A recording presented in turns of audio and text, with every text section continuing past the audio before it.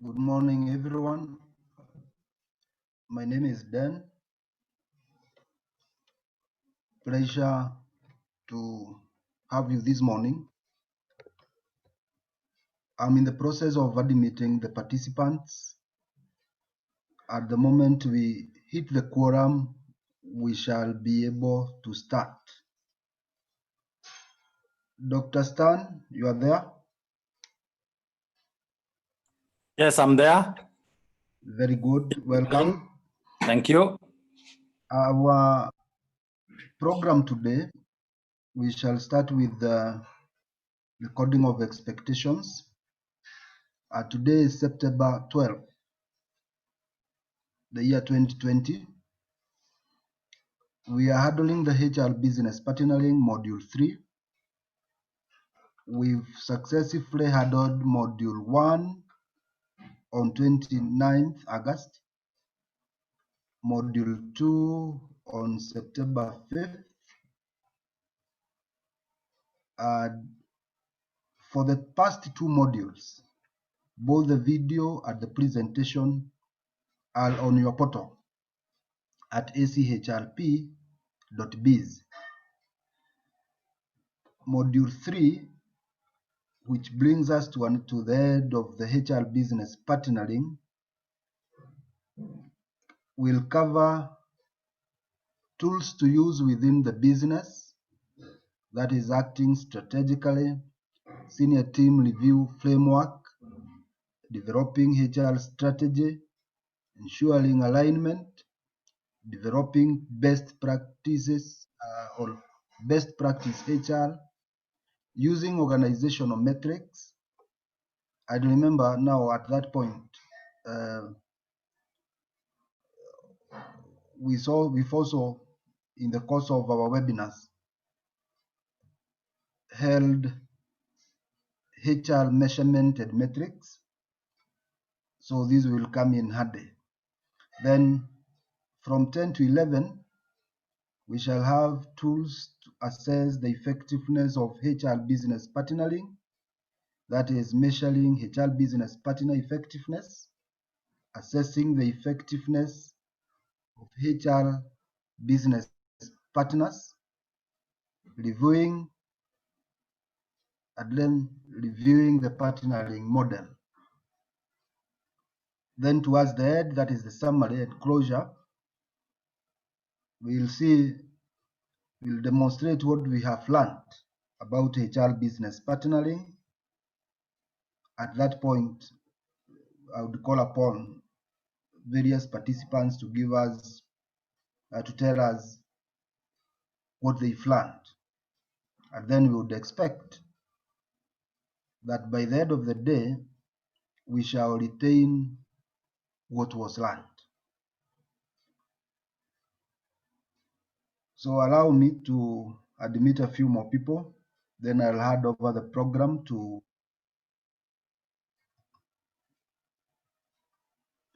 Dr. Stan to be able to take us to the next level.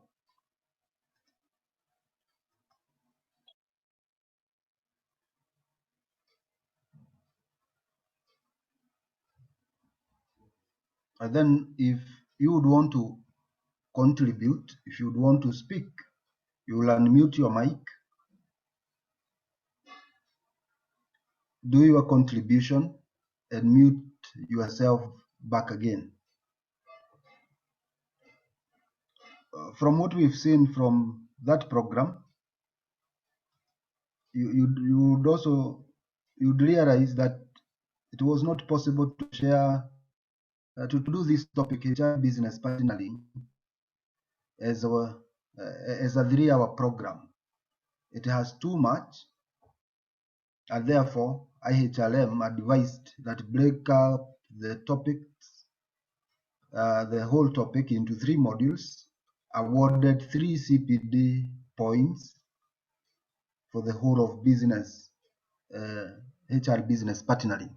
So those who participated in module 1 got 1 CPD point. Those who participated in module 2 got another CPD point.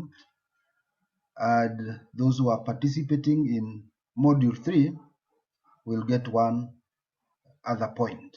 If you've participated in the whole program,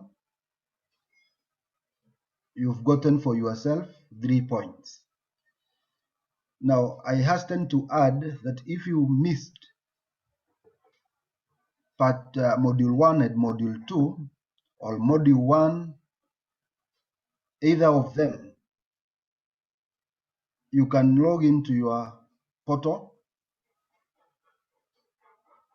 and enroll for this, for you'll be able to get both the videos and the presentation.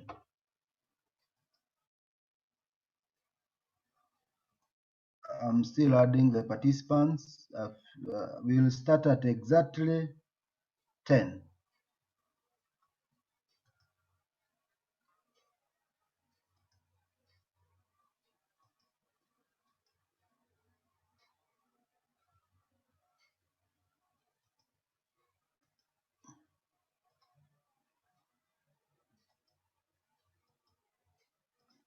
Not exactly 10, that is a mistake. We should, at exactly 9.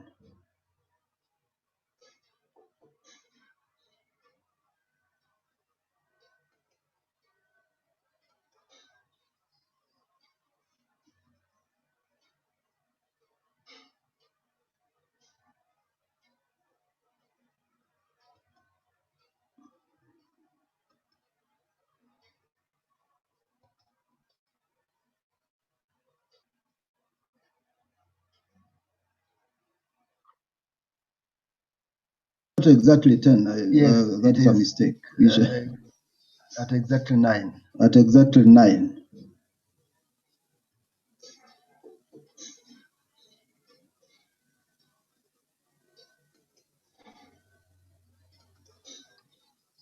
Just for those who've not yet enrolled, you'd go to ACHLP.biz, put your email, put your password, and sign in. So I'm signing into my account there. I just want to show. Not exactly 10, yes, that is a mistake. At exactly 9. At exactly 9.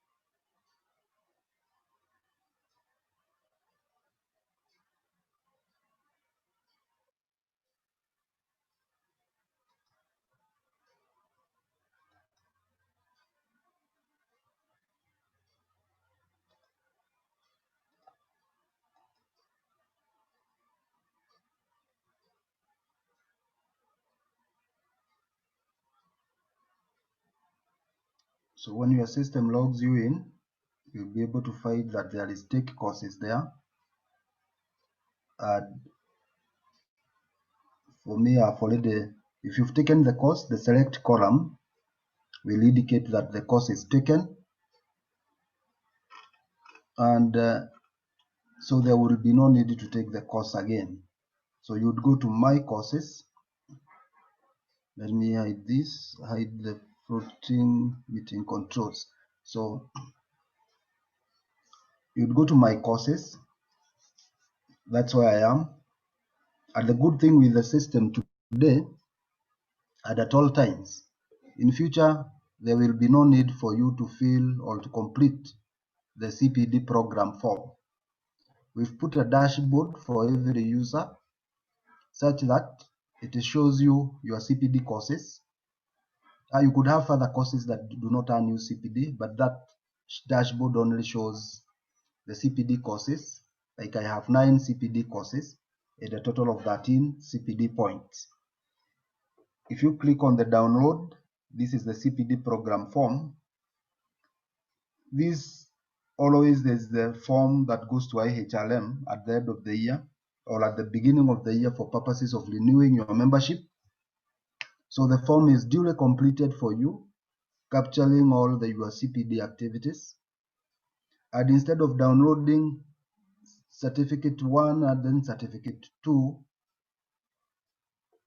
the record of your CPD activities is available for download again. And now this dashboard is available for everyone. So I would go, for example, to the last training we had. This was HR Business Partnering Module 2. If I click View there,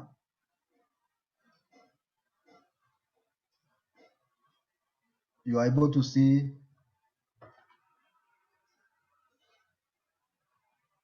the presentation will load on the left side, on the right side, and always for everyone.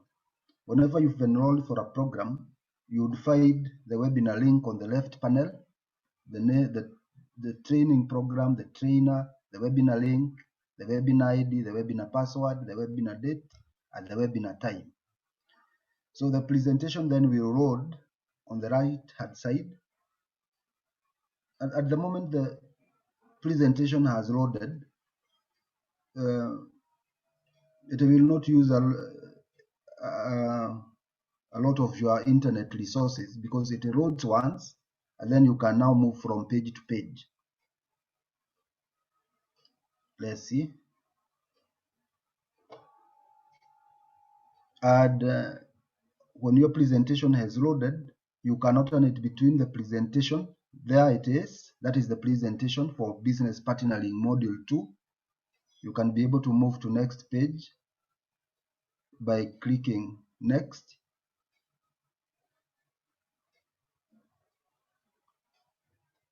And you can be able to open the video by clicking on, there is an icon there where I'm pointing with the cursor. Open course material, open YouTube video. Open course material, open video. And you can actually play the video from within your portal. There we are.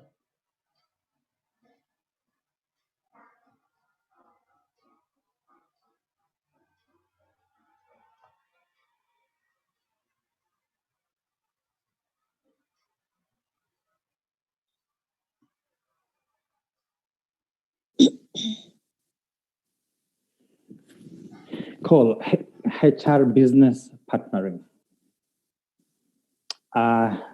Once more, again, my name is Dr. Stanley Karanja. From envisioning to execution, we believe in getting things done. Asanteni sana. You can be able to see the video. So let's recap what happened last. The course materials. So that is the tool. So you wouldn't say that you've lost a lot of because you didn't attend this particular module.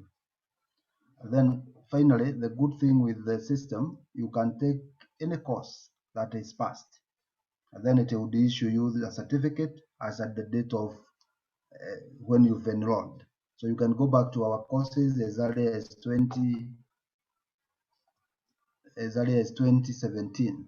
We've held a total of 108 courses.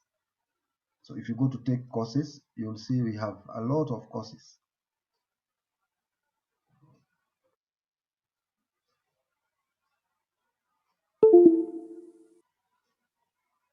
And one other thing, see, you find that we have a lot of courses. And for every of our programs, you can always click on the course code where I'm pointing with the cursor to view the ACHLM approval for particular CPD. You click on that, you're able to see like this program, that is the upcoming program, that is Blue Ocean Strategy, has been approved for 3 CPD points. Then on item number 4, dates when the training will be held. Module 1 will be on 19th September, Module 2 on 26th September, and Module 3 on 3rd October. Then the program is awarded, the entire program is awarded 3 points. but then each module, therefore, is 1 point each. That way, I want to hand over the program to Dr. Stan. And as you see, we've already held from the moment AHLM approved online CPD programs, we've held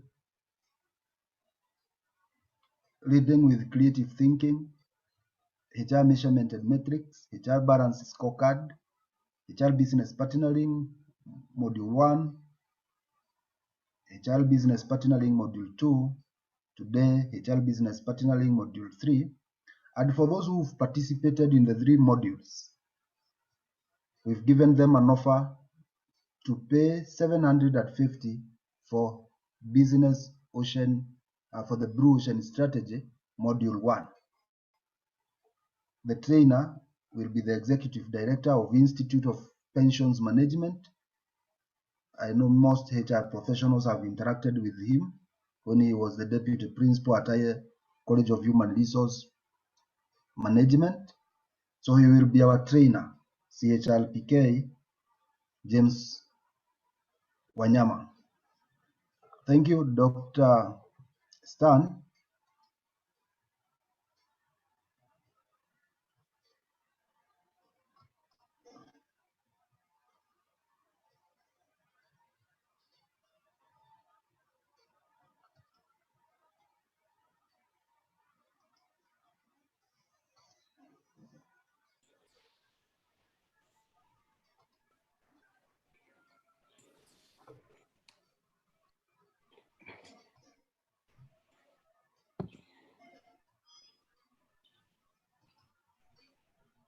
Dr. Stan, you there? Yeah. The program is back to you. Good morning. Good morning. Good morning. Thank you.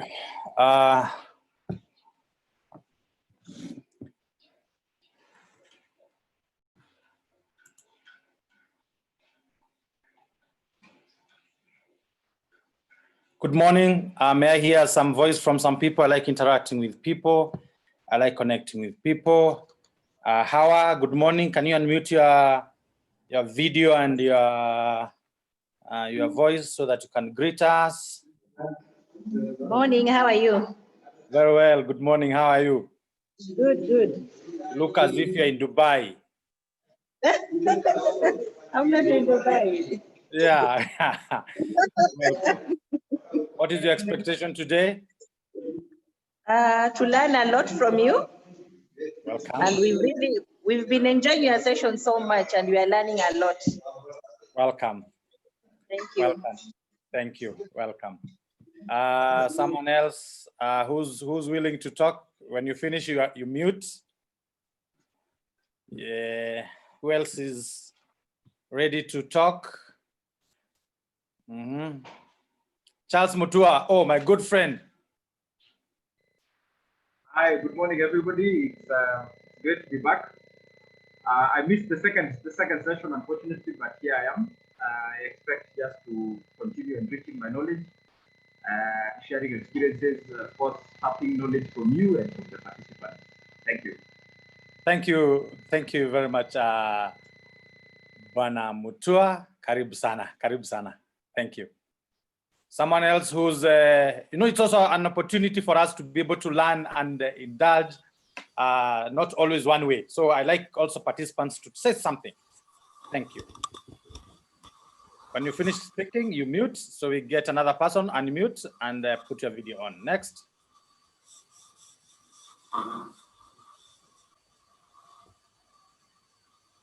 Mudavadi.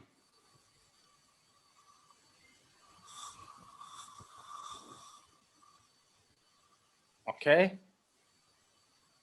Mary Mogwera, unmute. Then you can say something. Greet your colleagues in this great profession.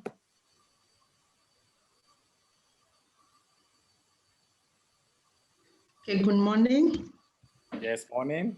I'm okay this side, only that on last Saturday I was unable to join you because I had an assignment I had to attend to, but I'm happy that we are together and I'm looking forward to learning more. Thank you so much.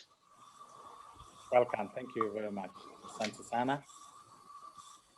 Okay. Thank you. Anyone else who's willing? I have 2 more slots for somebody to test if you are ready to become the next trainer. We also take the opportunity to mentor others. Who's willing to speak? Good morning. Good morning. My name is Munyori. Yes, Munyori. Very good to be here. And of course, definitely to share experiences and to hear from colleagues in the industry. Good to see you all. Thank you. Thank you. Thank you, Munyori. Thank you. Okay, one more last one, then we get going. Thank you, Munyori Evans.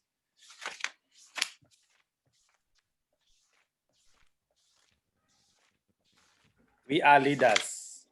Participate, participate, participate. Someone else?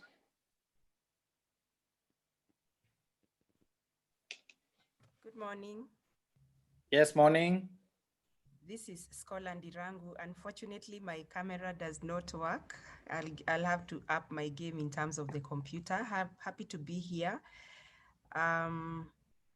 Last week I was here and I noticed I am anticipating today's lessons because you talked about tools. So I'm looking towards being practical in the way I become a better business partner. The challenge I got last week is I really need to understand the business of the organization that I'm serving so that I can be able to offer solutions, you know, from an unexpected quarters. So I'm looking forward to finding those practical ways. Thank you. Thank you, Scholar. Thank you very much and welcome aboard. We will learn together, all dear participants, and we want to enjoy together. So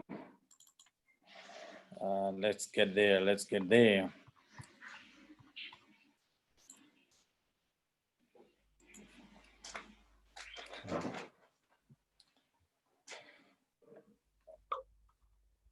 Good morning once again. If you have anything you need to communicate to us, you can also use the chat box. You can also use the chat box so that we can continuously engage and indulge. Thank you very much. This is module 3 of HR Business Partnering. For those that had not come or not interacted, Dr. Stanley Karanja from Stan Consulting Group Limited, we believe in getting things done. We are the business, we think business, we do business from strategy to execution. We help, we mentor other consultants, other business, be it both public and private organization, small or big, national or international. So, and my contacts are always displayed there. I'm always available. Our website is also there. You are welcome. There is a question I said last week. If someone will remember, I have something for you. Personality profile. Let's indulge. Thank you. That's about Stan Consulting. We've been this business, NITA HRM certified from strategy, planning, customer service, helping organizations sell and sell and sell, market activations, human resource consulting services, from attracting, developing, engaging, all those strategic initiatives and delivery, personality profile, psychometry, research services, corporate training is our biggest pillar, technology consulting, because we believe you cannot do technology without having what we call as business process mapping knowledge, so that you can be able to do technology. And experiential team building is another great thing that we like, people connecting their hearts and their physical intelligence. So welcome aboard. Share any 2 lessons on HR Business Partnering 1 and 2 that you learned.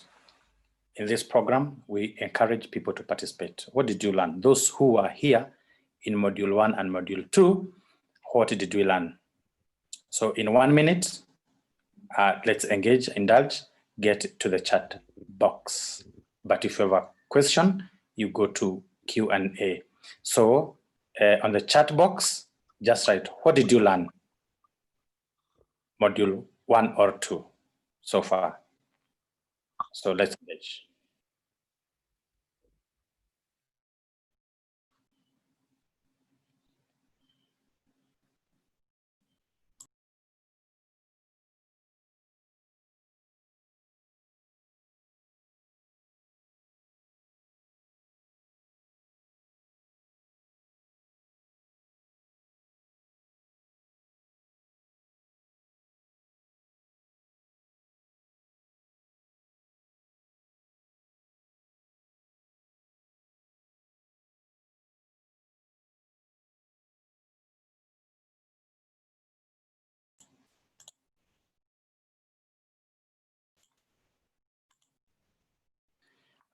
Thank you very much. How to excel in HRBP, to be a value as a HR business partner.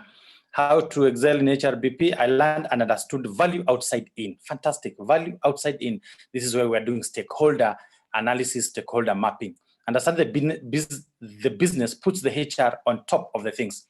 Yes, because you're the one who employs even the CEO of that organization. You are the owner of people, investment in the organization. Being a HR in all aspects of the organization, value outside in. Thank you very much. That as a HRBP, I need to learn the business in order for me to deliver effectively. Everybody in an organization is a salesperson. Homo sales people, persons, all of us. Everybody in an organization is a HR. Every organization is a finance expert. And everyone in the organization is a process expert. Thus, builds the model of balanced scorecard. I need to be a strategic thinker for the business. You need to position HR as a value-adding SBU. To win in the marketplace, you must win. To win in the marketplace, you must win at the workplace. This was powerful. Thank you, Alice. HRBP in terms of attitude, beliefs, and skills. Since we learned about being deliberate in learning the business, I have seen my contribution in leadership meetings being valued of late. Thank you. God bless you, Irene. This is the way to go. So we'll continue learning. Let's continue engaging. This is the platform that we can be able to learn, all of us, and we will be able to be very fruitful. Thank you. So the reminder is, HR is not about HR, it's about creating value for the key stakeholders we serve. The job of HR business partner is not about doing the work of HR, such as building purpose and belonging, but is about doing the work that helps the company win in the marketplace. Remember that to win the marketplace, you must win the workplace. Yes, so that when we are ready, we can be able to battle out for our customers. And the customers will bring money. We'll be able to take care of money and a financial perspective, process perspective, and it's all done by people. So they are not paths, no roads ahead of us. In the final analysis, it is the walking that beats the path. It is not the path that makes the walk. We have to walk, we have to do. Let's not wait, organization crumbling because of many disruptions or disasters. We are part of the doing as HR professionals. Assessing readiness for HR business partnering, we say there are 5 critical elements to become a strategic business partner that HR needs to embrace if they want to win at the table. You have to gain credibility and trust of the CEO and the other senior leaders. I was in a meeting last week, in several meetings, different meetings. And my key, what I was looking out is to see the response of HR professional in the organization. We still have a long way to go. We still have a long way to go, but it's all in our mind. It's not long, we can choose, it is now. And we can be able to get to deliver value and become a strategic business partner. Perspective, look through the lens of the business. In what business are you? Build trust and credibility. Never let people down when you're working with other people. Ensure talent agenda is your put people first. Nothing will happen in an organization if you don't have people. You need the right people in the bus. You need the right driver, the right conductor in the bus, and all them that are in the bus. It's your responsibility. Talent agenda. Number 4, culture. Understand and be clear on the culture to build. Understand and be clear on the culture to build. Very, very important. It's gonna not be easy. It cannot just happen. We have to be relentless. We must get things done. We must have the attitude to getting things done. We must have the attitude, can be, can do, and you'll do, so that we can be able to deliver this. So the 5 crucial elements, again, you need to have the right perspective. You need to be the business yourself. You need to know how many, if you're in a selling commercial environment, what do we sell? What are our budgets? What are the critical skills? You must be the business to be able to deliver the organization vision and mission. So thus you'll be able to build trust and credibility, and this can only be done by having the right people in the bus. And as we talk about getting the right people in the bus, you must also ask yourself, do your own evaluation, are you right yourself? So you need to continue enhancing your skills, different skill sets, so that you can be able to be of value. Culture, understanding and be clear on what culture we are building. And this, we talked about the value system of the organization. That's why in the strategic plan, every time we have what we call core values. Those are the commandments that guide the organization. You need to own those values, core values of the organization. All your disciplinary proceedings, if somebody, even in your letter, if somebody did not go against the values of the organization, you are not meant to fire that person. But should anybody, top to bottom, goes against any value of the organization, you need to develop culture of responsiveness. And that way we shall be able to grow from one level to the next level as HRBP. And also we looked at the outreach form model last time, that you are a strategic business partner, aligning HR and business strategy. We also said you are an administrative expert, and today we shall see some consultancy skills that you require you as a HR. You need to be engaged in process optimization and efficiency. You need to be engaged and indulged in matters, data, figures, facts, and analytics. You need to be the change agent, bringing transformation, affecting transformation from one level to the other. Very, very important for all of us. And you must be the employee champion, motivated, competent personnel. That is our key. Easy as that. For perspective, strategic thinker, administrative, you are a doer, change agent, you will carry the cross and you'll be able to support and become an employee advocate. So we also looked at how should HR transform to deliver value. What do you focus? The value outside in. Thank you so much for those who are able to bring that one very well. What to understand, the context, the stakeholders, we looked at this as well, and what to deliver. You need to deliver right talent, leadership. You need to show brand sustainability. How does your workplace look like? How do your employees look like? Then organizational capacity, culture, work environment, teamwork, how are we related? This is what HR brings to the table. And this is the organization's business. And the HR business is organizing the business. So very important for that. And how do you do that? By having the right appropriate structures, practices, right people, competencies, and measurements. What you cannot measure, you cannot manage. So very, very important for us to continue looking at it that way, so that we can be a blessing in the organization that we are in. So again, we also need to track efficiency of HRBP in our organization, or even our contribution in the organization. What is this that we are doing? So there's a criteria that you can be able to use looking at the efficiencies of a HRBP. Then this one you can either choose to develop a table type of format. You can be able to see where you are, where you are going, what are the measures, and that one, it will be very important for you. So, for example, the key things that we need to look at, the criteria is attrition rate, the number of employees leaving the organization every year. If it is increasing year in, year out, it indicates serious problem in the company. Why are the employee leaving?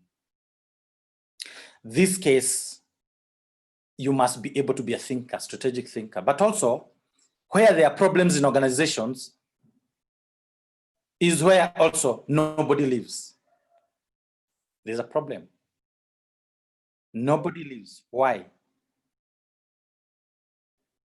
Are we a profitable organization? Because you cannot fulfill the desires of mankind. If you have a zero attrition or 100%, both situations are not good. We need to think that. You need to have fresh, because if nobody's leaving, no fresh blood in the organization. So this organization can go with the same people when they retire, unless that is a vision. So we need to own the business. Absenteeism, high absenteeism rate is an indicator that employees are not engaged in the company. You need to be able to track, trace, and trend people are present or absent, particularly absenteeism. And also be able to go further beyond absenteeism to something else we call presenteeism. Presenteeism in the situation whereby you have somebody in the workplace, but they are not adding value. They are coming. It's like the kindergarten mentality, where you take a child to school, and then they are waiting from sunrise to sunset to go back home. Then we need to think about it. Even when we are going with the new normal of working from wherever we are, we need to be thinking about the outputs and productivity. And if somebody, and that comes to the third criteria of performance appraisal rating. If more employees fall in the average category, you are losing out in the high performance, or employees are not motivated enough to perform well. So key performance turnover rate, if most of our key performers are leaving, it may indicate that either they are not being paid well or feeling valued in the company. This is also where the HR mind business is supposed to be always be checking what is happening. Why is it that in this organization, only the good ones are leaving? So why do you have to remain with the bad ones? So this is where you start discussing at the table of decision making. This is where you'll be saying, when the sales and the commercial environment will be presenting issues to do with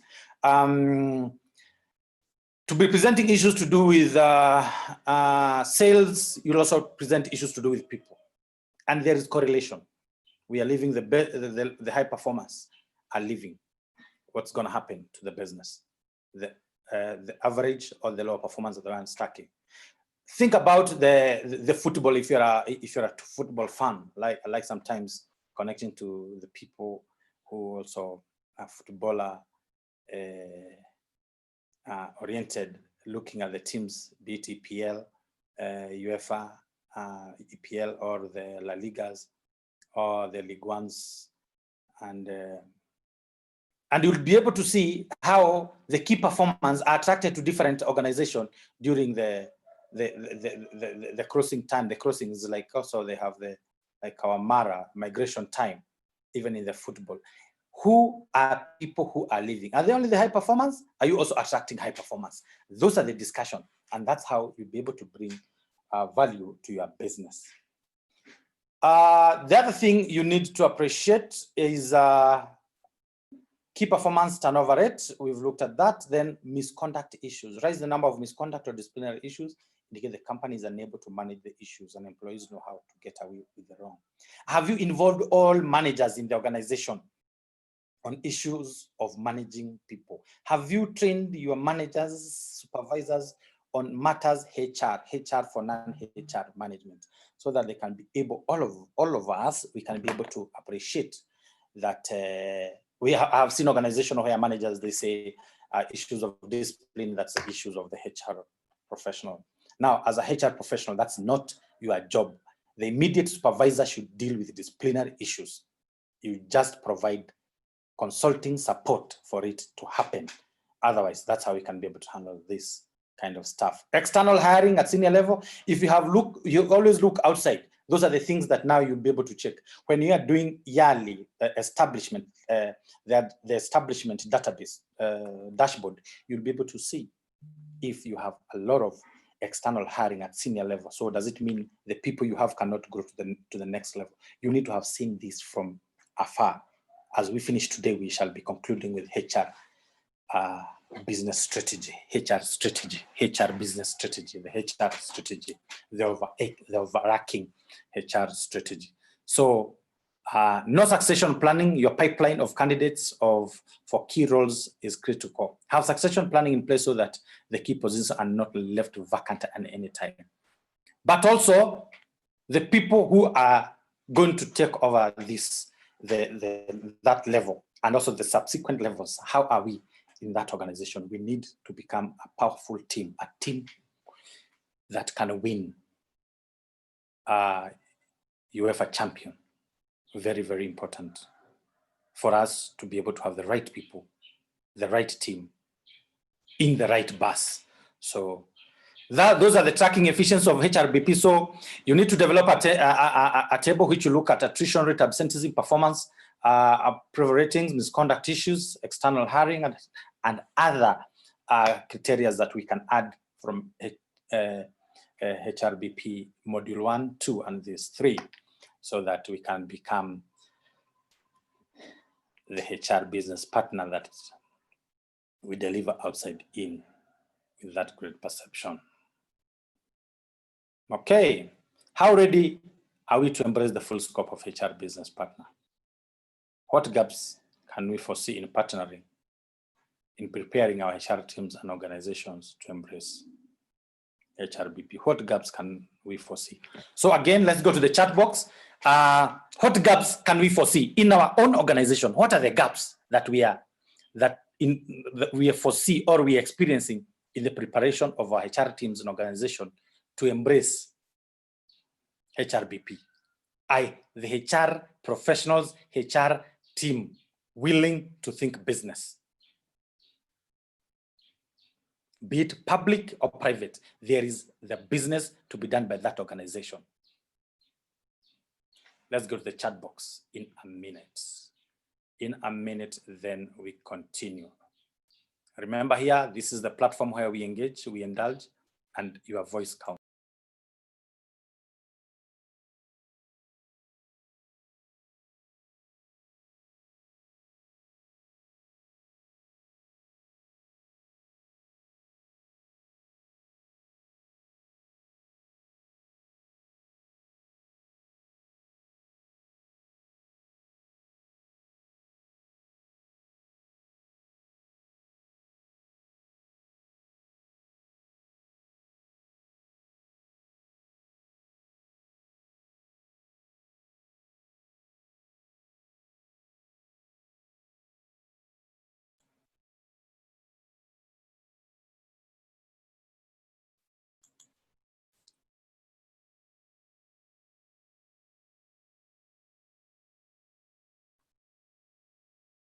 What gaps do we have in our organization with our HR teams in embracing HRBP?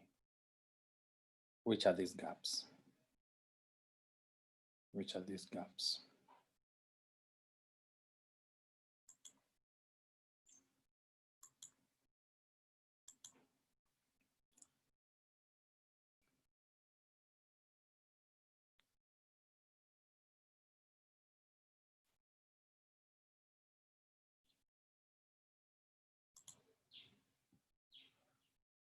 Which are these gaps? Okay. 9:27. Bureaucracy, especially in public sector, is a major challenge. Bureaucracy is a major challenge. Empower the functional heads on HR so that they can understand the function of HR for non-HR. Bureaucracy in public sector is a major challenge. There are elements of HR that can be purely achieved by embracing HRBP, and to begin with, there should be room for the initial step of allowing consultant HRBP. Thank you. Gaps may be in form of attitude on the HR team that their work is not business. Thank you. Mindsets of senior leadership not quite understanding and embracing HRBP. HRBP have to really push for their space. I'll say don't push, make it happen. Start by yourself, start simple, step by step. Start yourself who is here, we who are able to get this knowledge and appreciate that we are going to walk the talk. We are going to understand the business, we are going to be the business. Then the leadership, over time, they will see something happening. Remember, it's not the naked bird, but the bird, the hummingbird that had to put off the burning bush. We are the ones to be able to do this as human resource professionals. Skills and competencies, lack of understanding of the HR in totality. Most HRs concentrate on administration matters, hence continuous training is critical. The line managers thinking that HR is not part of the business. Thank you. Ready or not, circumstances under COVID have accelerated the need for HRBP to shift faster mindset is the biggest setback. Familiarity breeds contempt. And some aspects of HR needs an external eye to be able to track efficiency in HR. And that's why we are there. We are consulting for many organizations to be able to bring change, but also we must discuss and agree what change do we need to deliver in your great organization. And it is doable and we can do it. So thank you again. Let's continue. HR business partnering competencies. What are the things that you need to have as a HR business partner? Can organization expect superior value and returns by implementing human resource business partnering model, HRBP? When HR becomes business people in the organization, are we going to deliver superior value? If so, what is the competence DNA of high performing HR business partner? What is the competency DNA? Organizations tend to struggle with the concept of business partnering and therefore provides a distinction between lagging and leading business partners. The attitude, the skill set, the CASOCs, knowledge, abilities, skills, and other associated characteristics as a dipstick for organizations to quick check on their models and approaches. So, business partnering for excellence and sustainability, we need to understand and appreciate the lagging and the leading business partner competencies that we need to have. So when you see in an organization that retains large proportion of the HRBP retaining large proportion of the operational duties, those ones are lagging. They want to still remain welfare officers, personnel management. But when you see leading business partners, what do? They spend their time on strategic tasks that help them achieve the top business priorities. They think talent to be able to deliver the key business goal. Remember the balance sheet of any organization, even if it's a financial tool, it's a business tool. What happens from the commercial astuteness that every HR business partner must be able to check is to the first item in profit and loss account is the turnover. Are you contributing to the turnover? Are you contributing the right talent to deliver the turnover? A coach in a football team looks for the best strikers and very good team players that will feed the striker to be able to score goals. That's their measure. Are we leading business partners or lagging? Lagging business partners struggle with, their struggles are with making an impact on the organization. They struggle, but leading business partners enjoy. They have clear measures. They articulate their value that they bring in the organization. They are the organization. They understand the data. They understand the metrics. They are analytical. Find it difficult to balance the business and the HR agenda. This is a problem when you see HRs, the issue, they have a problem to appreciate their business and the HR agenda. Then they are lagging, they are laggards. And where they are leaders, they effectively deliver against aligned HR and business agendas. They know the business shall be delivered by right people in the bus. Let's do it together. Lacks clearly defined responsibility or hands-off with other HR areas. There are even people inside HR who only, if they are in HR services, HR recruitment, that's only what they do. They even don't want to be told anything about HR training and development. They don't want to be told about HR remuneration, compensation, and benefits. To have a clear and transparent part to play in HR service delivery. Then we require further support with developing critical business or skills to be able to help the lagging business partners. The leaders in business partners, they are seen as part of top talent in the organization. They can lead that organization. When the CEO is on leave, ask yourself, who is in the acting capacity? You know the answer, but we have the opportunity. We can turn around because everybody in the business, if we are the strategic thinkers, we are the administrators and consultants inside the organization. We are the employee champions and value champions, values of delivery, speed of execution. We will be able to take that space. Okay. So the necessary skills, why HR business partner is an evolving role, is because it's a position responsible for aligning business objectives with employees and management in designated business units. You are the consultant to manage the human-related issues in the business. You are an employee champion. You are the change agent. Your mindset, and remember, it's gonna not be easy, tenacity. You must sacrifice. We talk about leadership being giving thyself, the third tenet. The first being know thyself, control thyself, and give thyself. You must sacrifice as a HR for the business. Your mindset, your problem-solving capabilities, listening and communication skills, mentoring, mentorship, coaching, and relationship building are what really drives the value in the HRBP role. And a simple insight, if you take one project in an organization, let's say this year, that we're gonna train people on coaching and mentoring. Coaching is the immediate supervisor, mentoring can be within the same lineage of the business or cross-functional.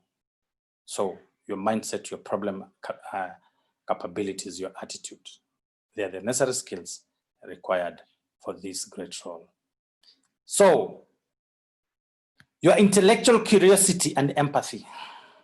Are you advancing in knowledge acquisition and putting it to practical? There's somewhere I was doing interviews for senior management role. And it was interesting because it was an execution role. And different highly qualified people. And I met one of the candidates who came to my attention, worked in the public sector. It was a role within the public sector, interviewing for, and it was a top job. And this individual had 7 master's degrees from various countries, very heavy CV of theory, could not connect with the ground. So as we look for intellectual curiosity and empathy, let's get things done. We must have the risk taking and courage. Let's be the ones to change. We are the change agent. We must know the business language. You must, as a HR, you must understand what is the commercial language. You must understand the conversion of units to volume, whatever business it is in. You must also be able to understand, even if it's conversion of miles into kilometers, metrics, calculations. You must understand if you're in the oil industry, are you in the world of barrels? And what do they mean? If you're in the food and beverage, you must understand the world of per caps, business language, and its translation to money. Change management skills. You must be a change agent. How do we manage change? And I think this is a great, another training we need to do, change management, particularly right now when we have the COVID situation and many disruptions are happening. And not only COVID, the reality is coming. The world has been experiencing recession. We are not accepting that we are in recession. The terrible part is if you don't manage recession, we get into depression. So people should start thinking in the organization, which are the right people do I need to have, right skills to be able to do my business to start getting into recovery. Otherwise, the road is leading to depression, and challenges will be many. But still, there are those who shall have recovered, and there are those who will be doing well. Whatever the situation, even during depression, there are those who will do well, and there are those who shall suffer the consequences to the majority. What are we problem solvers? Are we problem solvers? When we see a problem, do you have that attitude? It was someone else's problem. We need to be solving the problems ourselves. Problem solving. How do I solve a problem? When it presents itself, are you able to discuss with the people who present the problem? Do you have the necessary tools? Are you able to know where is the real problem? Are you able, do you understand decision-making process? How do you derive alternatives to be able to see how do I choose the best, this one for the better decision for the organization and for the people that you're serving, because you're also a champion of the employee welfare and retention. Digital acumen. We appreciate everybody who's here. But again, is the organization right now accepting to go virtual? Others are still refusing. And others like you who now you are here, it's a good point that you're digital acumen and you can appreciate delivery. Networking skills, are we able to network? And that's why when we come to this platform, we also ask people for an opportunity to speak. Put your video on, talk to someone, that you start getting used to these things. It's like practice makes it perfect. Networking skills, who am I networked with? Am I investing in networking? Who do I know, where, how? Not necessarily sometimes for crooked business, but also for people to exchange views, ideas, and connect and develop the wealth. And you must be a person of discretion. You must be able to know when to do what. So there are very many competence models. And the most important core competencies that we need to focus as a HR business partner, and not a HR only, plus any business partner must have the commercial astuteness. And now that you're talking with HR professionals and those that are beyond HR professionals or who would wish to be HR professionals, you need to have a deep understanding of HR processes and activities. And I always say they are very simple. Using the balanced model, you need to know how to attract. And before you attract, you must be able to do what's called staff establishment.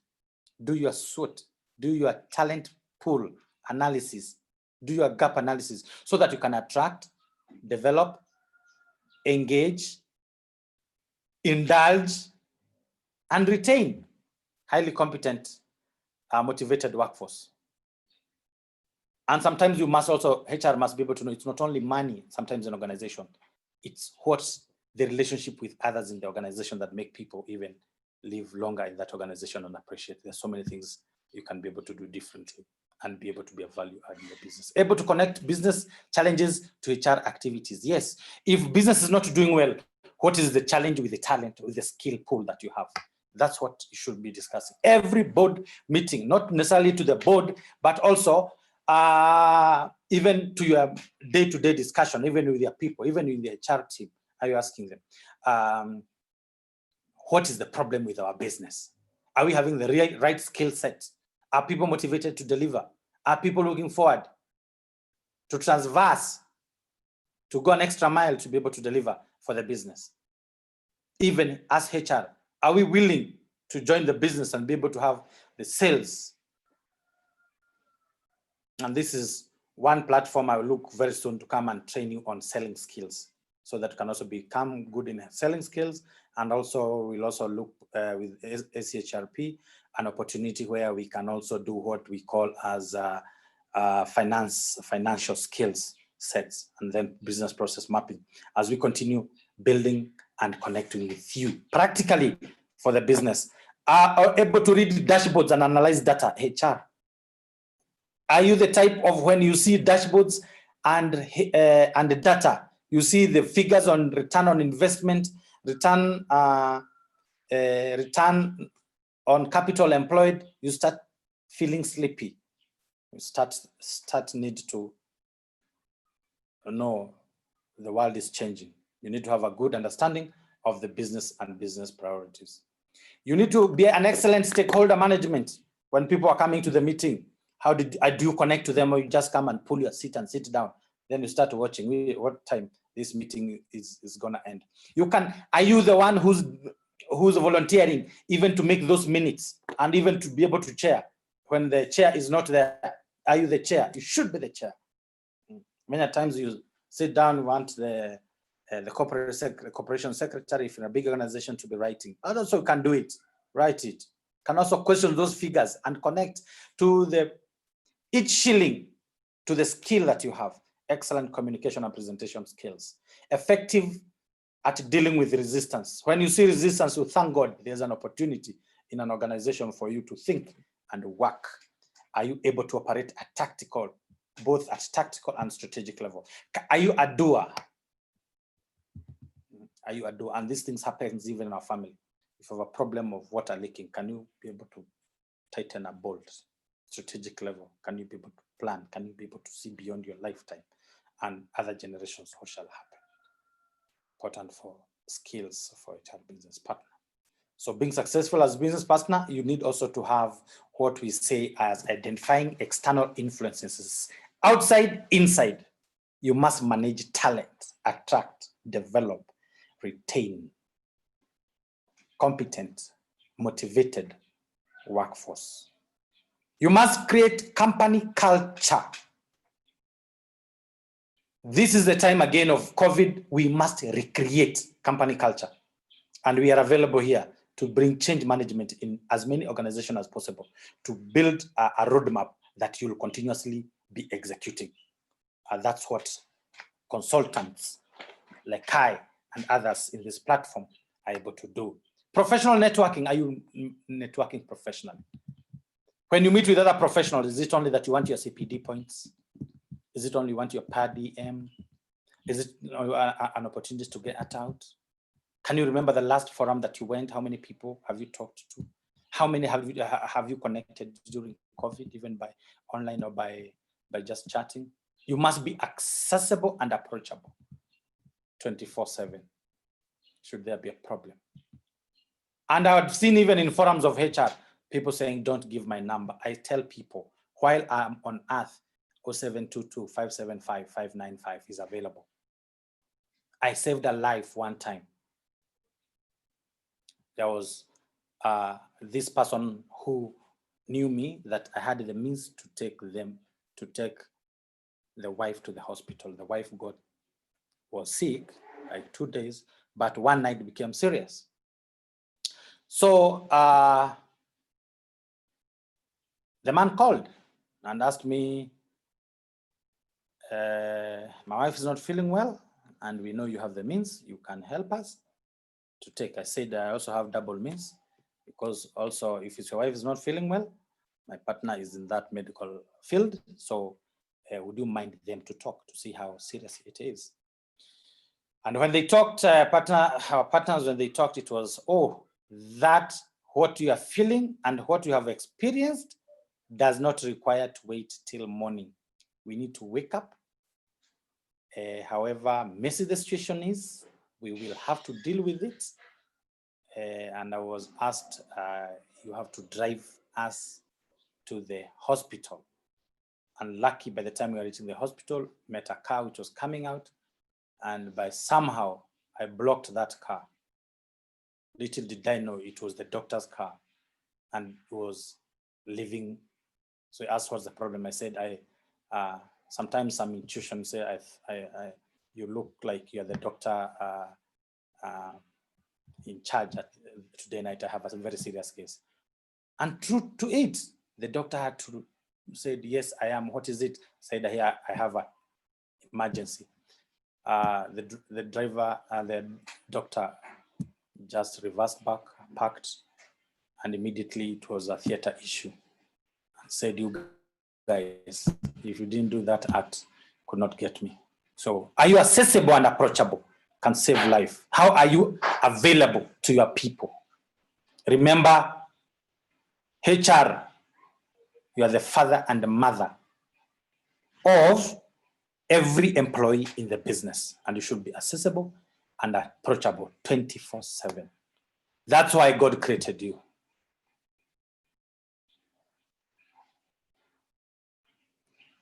tools to develop as a business partner. I hope today we are learning. What is your take? What is your take? What is your take in those 40 minutes ago? Just write something on the chat box. What is the new learning? Write in the chat one thing that from today henceforth you will do. One thing, just one thing. Let's get to the chat within 2 minutes. Within 2 minutes.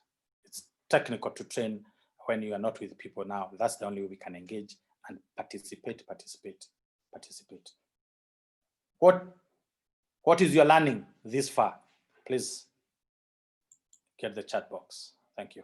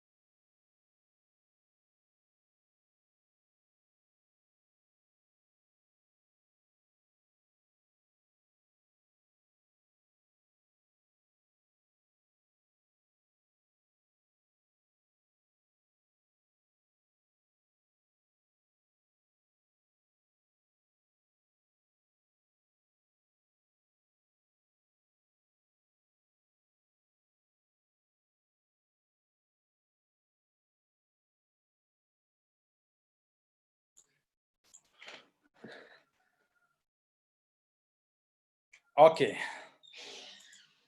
I love this. HR professionals, we are doing great. We are doing very good. We are doing very good. We are doing very good. We are doing very good. Good.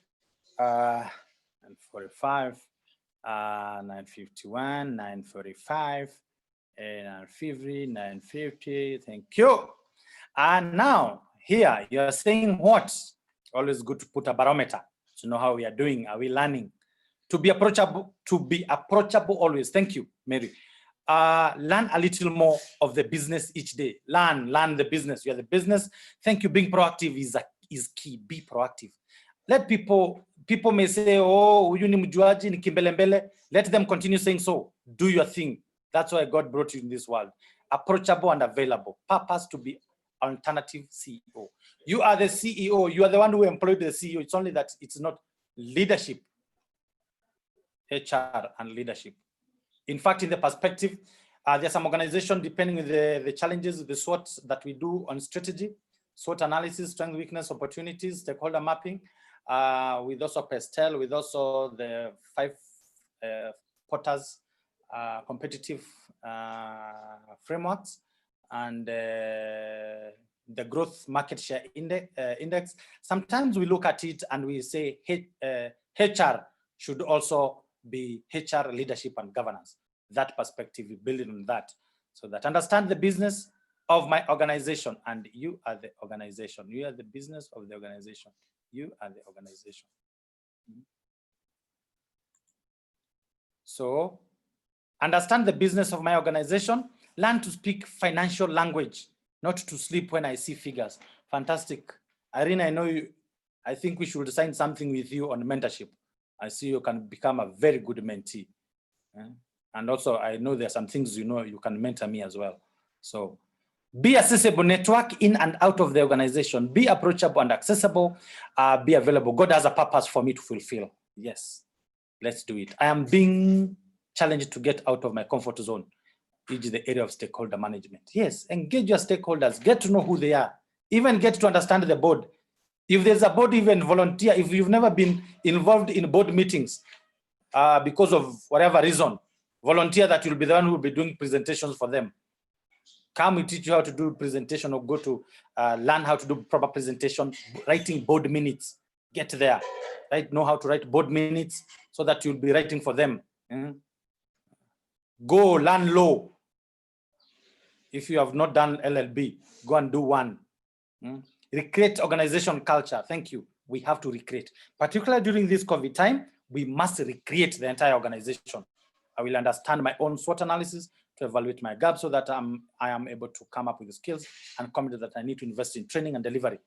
Yes, and don't do just training. We want it to impact the entire organization. We want the training to deliver core business, and that's where our value will be seen. This behavior of when organizations have, during disruption, they first run to reduce training budget. Why? That is the time they need to be training, number one. Number two, they reduce the research budget. They say there's no research. No wonder this world is for failures, because the mindset is the same, and only 10% succeed in this life. Because they do the wrong things, they took the wrong decision. That's when they are in challenges. You need to do more research. You need to understand yourself. You need to understand your people. You need to understand your business. That's the time you need to train your people. You need to recreate skill set so that you can deliver. But you're stopping. Training is seen as a cost. You start demotivating people, making sure that you're the one who is cutting their salaries, thinking that you're doing something very good because the financial guy has told you, no, we cannot survive. For how long? What if the pandemic, which is endemic, was to become bigger? Think different. Not to ignore the external influences, build relations, don't force, but make it happen.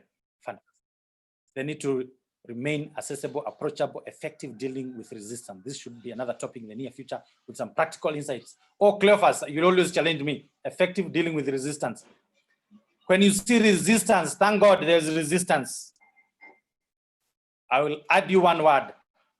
Build a model of persistence, and resistance will dissipate. Learning the business lingo and professional networking. Be the change agent. Connect with figures and core business. Yes, let's start track, trace, and trend. Lucy, thank you. Everything, that's where the matrix for HRR. Everything, track, trace, and trend. Even where this person came from, what were their behaviors before I employ this person here? Was he scoring goals? Or for the organization or for herself or himself, operate tactically, strategically, use data analytics. Oh my goodness. Guys, you are learning. Dr. Stanley have had an emergency to drive home, listening keenly. Oh, please, sorry. Continue. Continue. I had an emergency to drive home, listening keenly.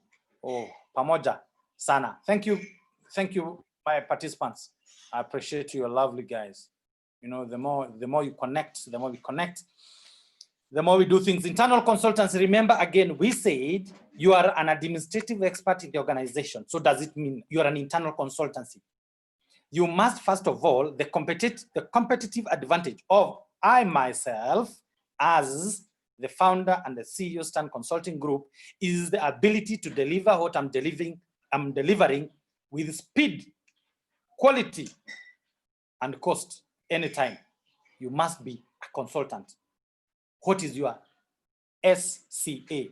Sustained competitive advantage. Now as HR, internal consultancy, what should you do?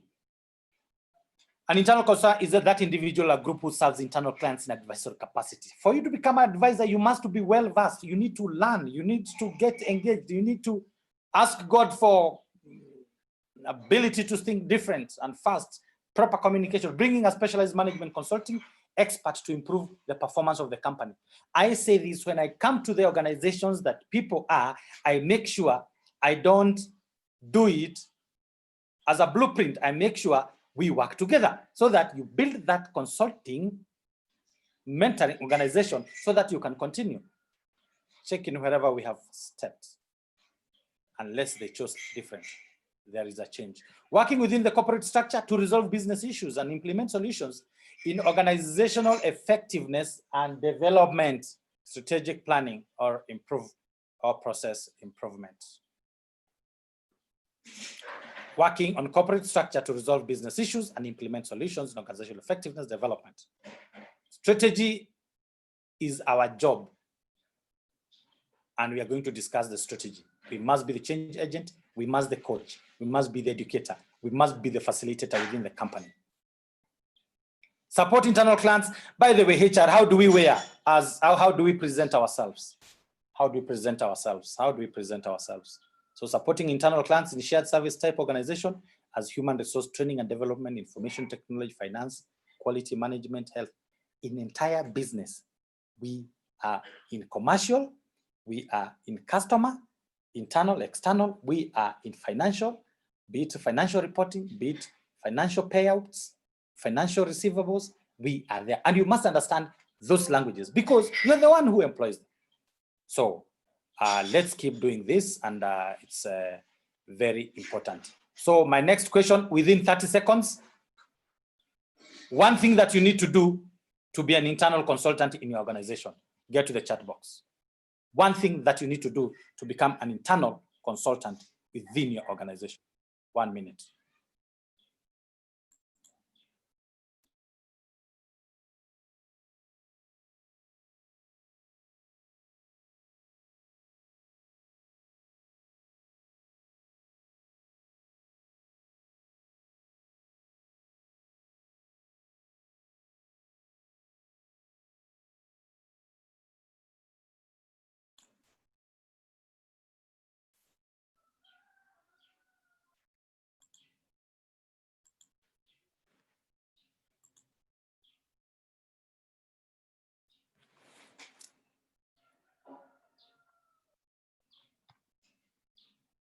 Provide relevant solution? Yes. You are the consultant. Business subject matter expertise? Yes, your expertise. You must be able to learn, understand. If you're in agriculture, understand issues to do with soil science, what you need to do with soil science, so that you can be an administrative expert with full understanding of the business. Have information on your fingertips, yes. HR shall never sleep again. If you see a child sleeping, by the way, I feel very bad.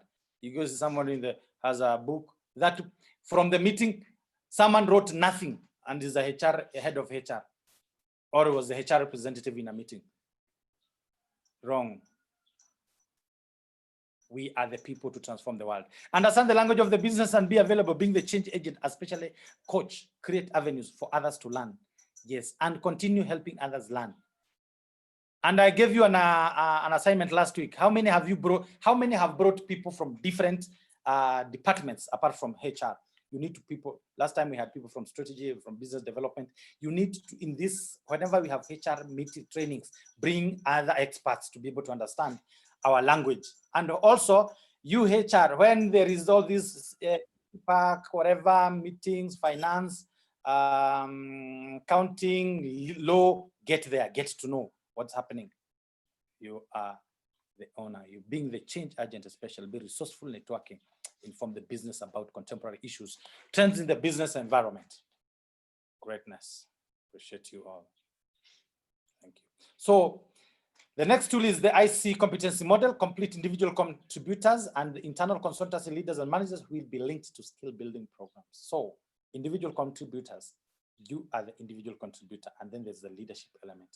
As an individual contributor, you need to have management skills. You need to be client focused, client service focused, internal and external. You need to be a professional impact. I go to many organizations, and the first question I always ask organizations, how many customers do you have? And I always go to the HR, I look at their eyes. How many? There's an organization, even once I went and asked them, I asked the HR, how many employees do you have? He said that information is, you can get it from payroll from the head of finance and the HR. Don't know even the payroll, the number of people in the organization. Professional impact, we must deliver that. Change management, commercial astuteness and business acumen. Do we talk business?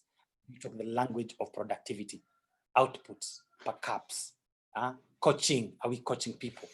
Are you creating a culture of coaching that everybody you bring during induction, after induction, what are the coaching, performance management continuously for somebody to develop and to be able to deliver for the organization? Project management, coaching, for example, identify some projects you need to do in HR, project management, and business process optimization.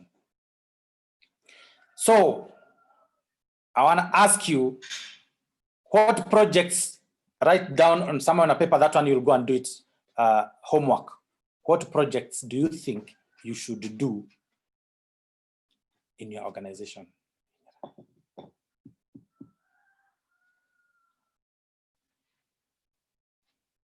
What projects, write down, what projects as a HR business partner you are going to do. I can give insights. You need some coaching, culture change, change management, many mentoring, among others. Please list them down. Staff establishment, if you don't know, you need to go. Efficiency criteria that we looked at, HRBP, those the 7, you need to look at them. Leadership elements, you have to be a leader. A leader communicates vision. In your organization, HR, you are responsible to be able to make sure that everybody in the organization understands the vision, the mission, the core values, and the strategic goals of the organization. You must be able, as a HR leader, to be able to select, manage, and develop others. Decision making. You must know the science of decision making. You must be a team player. You must build a team. You need to be a strategic business planner and implementer, because who will implement if it is not you?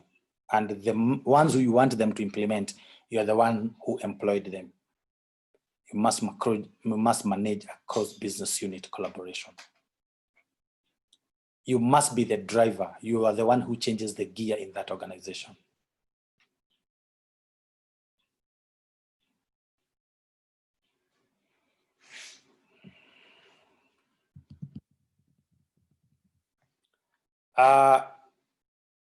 Today, I want to give opportunity to any question that I will answer later. I'm not seeing any questions coming from learning is about questioning. So please go to the question and answer and ask one of your most difficult challenge or question that we shall address later. Go to the Q&A. This is also an opportunity to learn and indulge with technology. Go to the Q&A, write a question to all panelists and attendees. Write a question that you wish me to address as we go on. Write a question which we shall address. Today is being the last module of HR business partnering, having done module 1, 2, and 3. So kindly write the question and then we continue.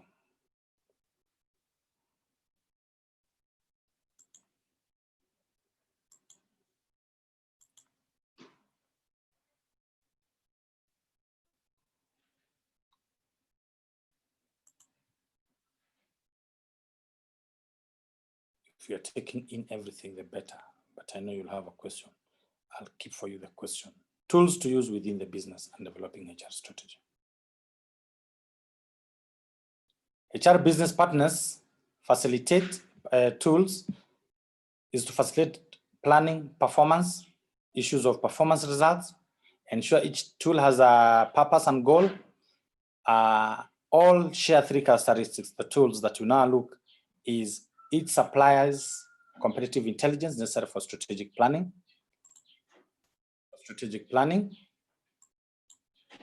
Provides information about internal human capital strengths and weaknesses.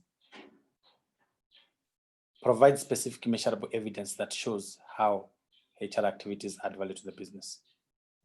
So we need to, anything that we do needs to develop competitive intelligence. It needs to provide human capital strengths and weaknesses. It has also to provide measurable evidence that shall show how activities add value to the business. So which are these tools? HR business partner tools, we are going to, for today, there are many others, but we are going to look at gap analysis, can also include staff establishment, for you to know what you have, what you require. And when we are building strategy, the biggest challenge as consultants we've been facing is when we get to the HR and ask them of the staff establishment, and how it connects to the growth of volume business, connect the staff establishment that shall deliver that number. In the world of marketing, we've been able to resolve that. In the world of HR, still a huge gap. HR professionals are not connecting that staff establishment and relationship to the how many number of people that you have that do what per output. So if you are planning to get a bigger output, you need to have more people. So we have tool 1, gap analysis, tool 2, balance scorecard, which we have been trained here, and then asked you to go to, you can also go and learn more about it. And then we have the metrics, which were also trained, part of the modules in this academy. So they are the tools. So remember, gap analysis, balance scorecard, which looks at the customer, financial, process perspective, and people perspective. And then the metrics. You cannot manage what you cannot measure. Yes. So this is about translating vision to strategy for business, translating the 4 balance scorecard perspective. To achieve our vision, how shall we appear to our customers? You need to know the objectives, you need to know the measures, you need to go the targets and the initiatives. Simple. Take this, let be your beginning point. From customer department, you need to know their objectives, their measures, their targets, and the initiatives. Don't leave any cell not filled. Go to financial. To succeed financially, how should we appear to our stakeholders? What are the objectives? What are the measures? What are the targets? What are the initiatives? Internal business process, how to satisfy our shareholders and our customers. That's both financial and customer perspective. What business processes must we excel in? Right there. Are we leveraging in technology? Is it automation? What else that we shall be able to put there? Leadership and governance. What initiatives do we have? Then come to learning and development, people perspective, to achieve vision. How will we sustain our ability to change and improve what we have, or even attract what we need? And also, how do we release what we don't need? HR is the business, and the business of HR is the entire organization. So,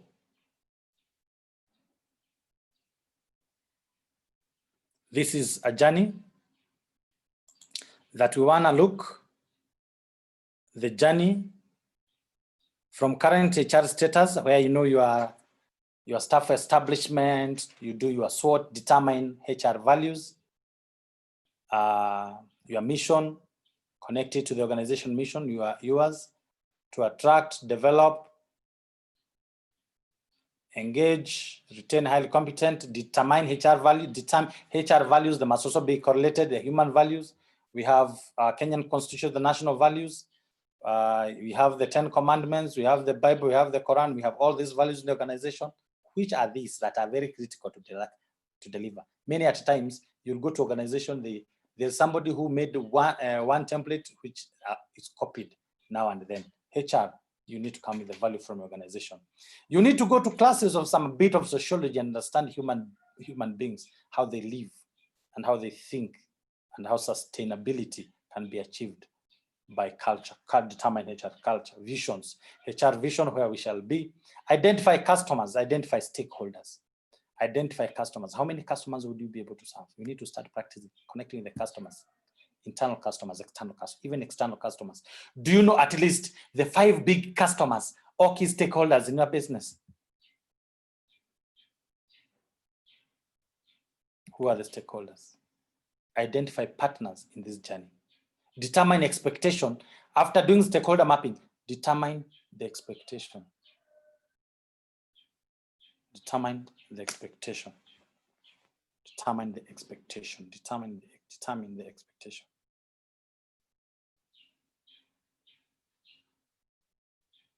Determine the expectation. Then identify expectation, research and benchmark. Ensure that happens. Ensure that happens. Ensure that happens. And there's somebody who's playing with us here, but just to let you know, we cannot give up. Research and benchmark between your organization and the best practices. Then negotiate and determine HR outputs. Determine HR goals, the processes, the behaviors you need, your outputs, which we shall also with the measures and accomplish HR goals. HR as a strategic partner, very, very important for us to know that from current HR status to how we shall deliver HR as a strategic partner. So the context of HR strategy is, before you begin, you must ask yourself, what's the first time? Is this the first time strategy? Does a well-defined business strategy or plan already exist? If not, what information can be obtained about business intention? Very important for us to be able to ask that and be able to align appropriately. What is the initial assessment of the key issues with which the HR strategy should be considered? Before you begin, you need to ask this. This first time strategy to be formulated. You have a business strategy. Okay. Dennis, if you can hear us. Dennis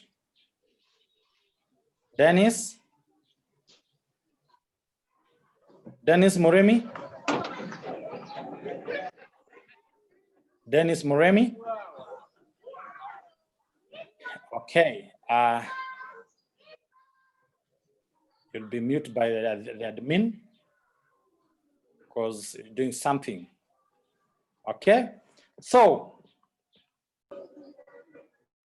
what initial view of the strategic intent? How are the key issues to be addressed?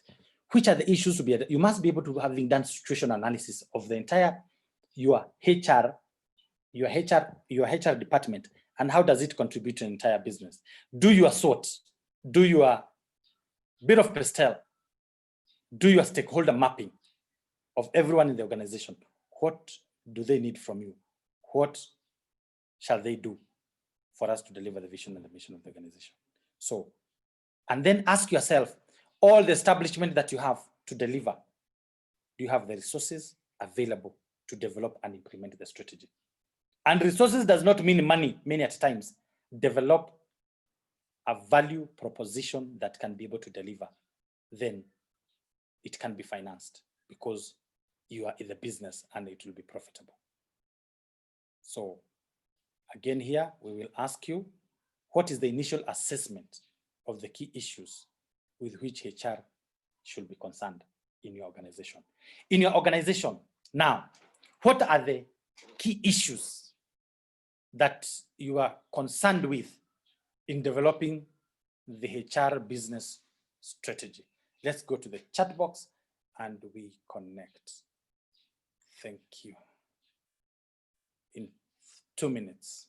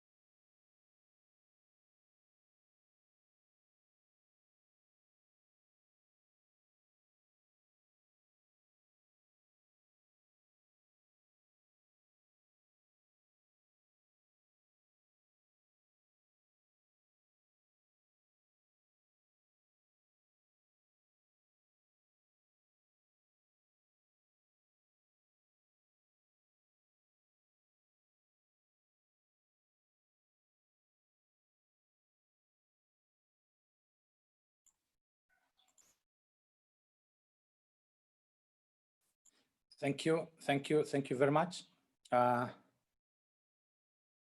Thank you very much. We are doing well. What to consider in planning? What to consider when coming up with the succession planning? So that was supposed to be a question, should have been a question and answer. How do you manage the utilization of land concepts in hostile work environments? I'll ask Mary Catherine, please to transfer this one to Q&A so that I can be able to address them later. Madam Via, thank you. You say, please say something about HRBP and not for profits. Since non-profits, you must have, okay, in your organization, if it's an NGO, partner development agency, with international development agency, you have the research, you have the donor funds, you have various departments, you have administration. You need to be, because you have people across, you need to have how you support them in the acquisition of the right skills to deliver the objectives, their respective objectives of what they're doing. So that is the business of your business. And we have no subjects department like, even public organization, there's no sales and marketing. You have technical skills. Let's say if you go to NACADA, they don't have sales and, okay, they can be able to make money if they need to. But again, in their respective departments, be it procurement, you need the right people to deliver the procurement plan. Be it finance, you need the right people to be able to deliver their appropriate plans. Come to other departments, even if it's in hospital, nursing, they need to deliver to their customer. HR, what are you doing to understand the skills of the nursing in the organization? If it's scientists and researchers, you need to understand, do they have the right skills of what is required? That's it. That's your business. Sometimes business in different, profit is what, have you arrived at what you intended to do? That is your profit. But come to the private organization, which are focused on money, is again profitability. When we go to non-profit organization or talk about public, is do we deliver what we are supposed to deliver for our customers, for our stakeholders? So we could improve the performance of management for individual and performance to organizational performance, business continuity and growth. We assess existing strategy status, that is starting. We do evaluate our update and completely remove non-functional ones. Yes, very good.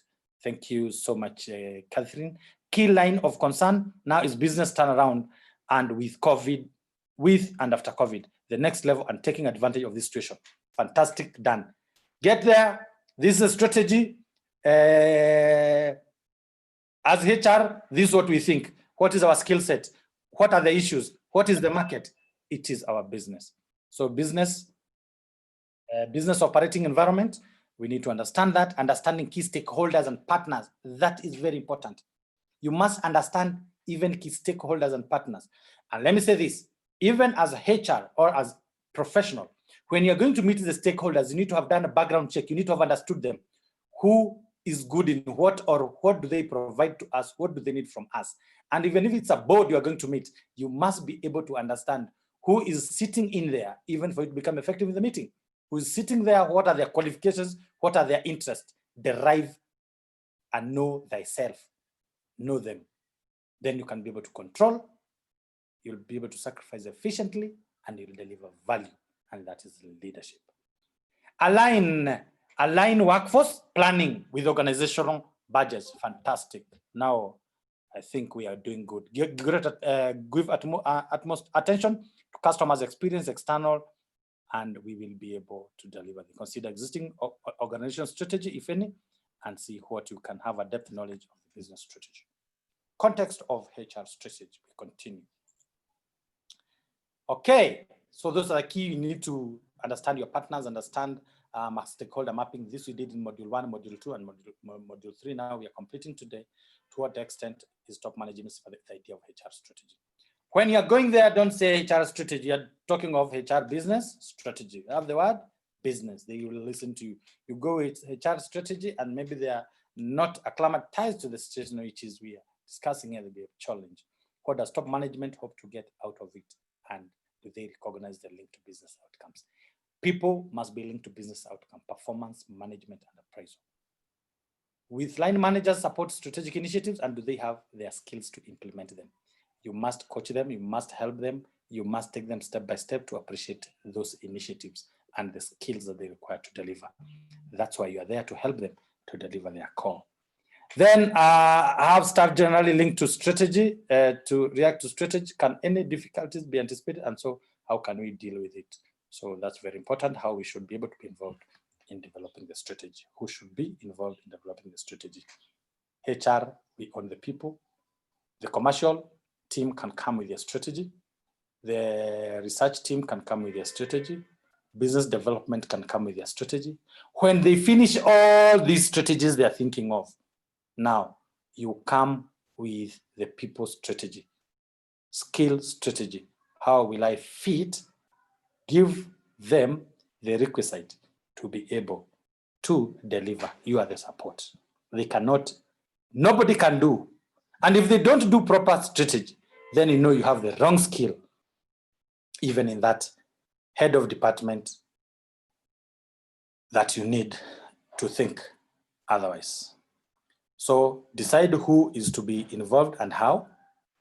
Define business strategy. Then you need to analyze the context.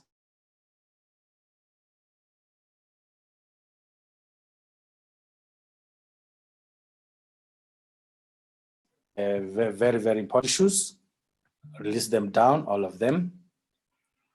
List down all of them. Identify business needs that the HR is seeking to be able to resolve, be it profit or non-profit, be it school, be it even church. What people do we require in administering, in choir, in financial management, in people management, in leadership? Who are the top? What skill set? What gap does your CEO, your board require? What gap do the entire management require? And this is also where we help organization to do a certain analytical, a psychoanalytical tool that will help. If it's an entire management, we can help do analytical, psychoanalytical tool. How is this team together? How can we help this team together to be able to appreciate one another and appreciate the delivery of the organizational goals? And it gives very detailed report. Then you can be able to know in your organization, what are these things that matter and the people that are involved in that matter. So define specific HR strategies now and the initiatives to deliver step by step. Then assess HR capability and resource required. You even need to assess your own capability. Can I be able to do these things? Then how can I develop myself? Be true to yourself. Today, I'll give you an opportunity of a link that you'll do from scgafrica.com personality. If you go to our website, www.scgafrica.com, you go to personality test. Do a personality test. I've paid for them that will be able to indulge and get to know your commercial astutness. Just within 5 minutes, you'll be able to know. And then prepare action plan. Prepare action plan that shall be delivered with clear timelines and measures. Okay. And that's now brings us to how to develop HR strategy and aligning the organizational strategy. How do you develop HR strategy and align with organizational strategy? So I will request, the first thing that's always very important for us to do is to know ourselves, know thyself. And we be able to see how we shall be really effective in these matters. And I will request, decide who. First us, how do we be able to get this? Let me give you a link.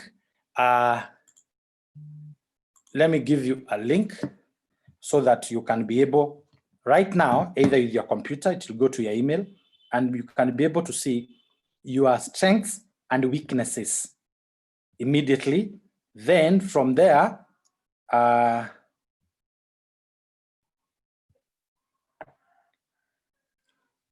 let me type to all I hope you're all panelists and attendees.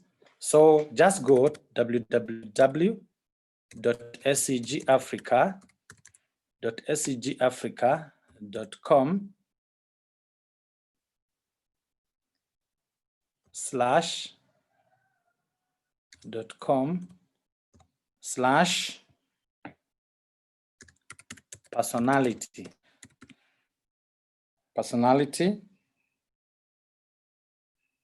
index.php.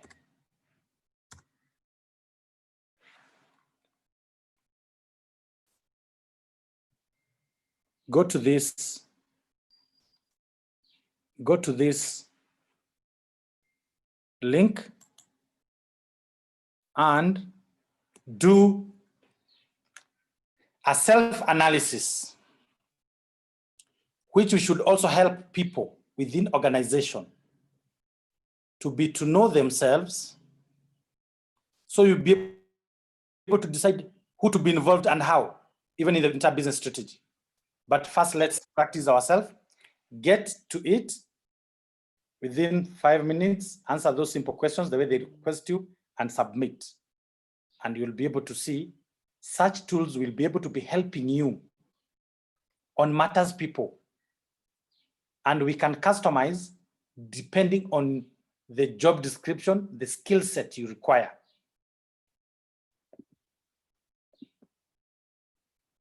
So let's get in there in 5 minutes, and then we discuss what are you finding out. So should you have a challenge, you will chat. You'll chat.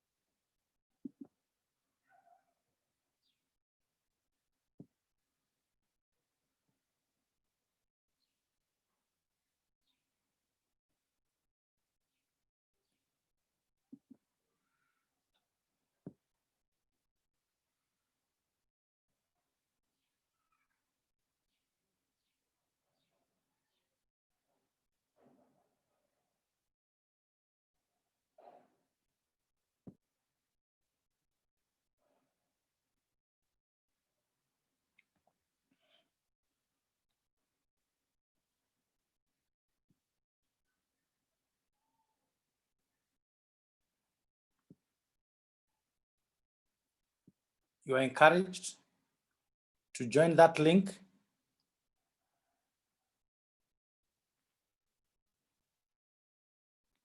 Join that link. Fill in.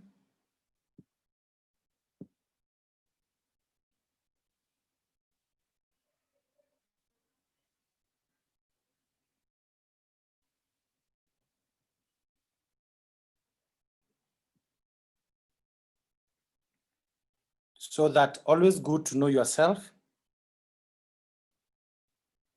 And these are the tools you can help in the organization to know, to support departments, even with their current skill set.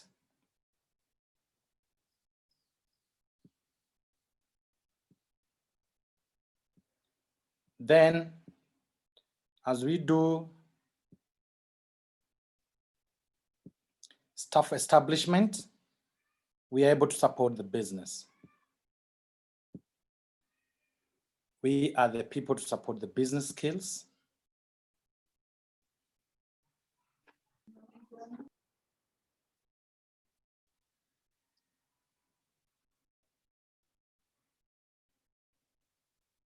Okay.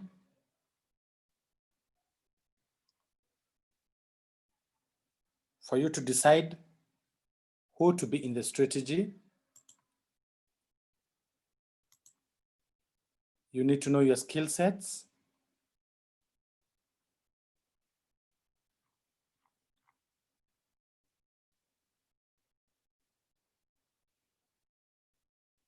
Okay, Agnes, you're asking, I read it again, www.scgafrica.com/personality.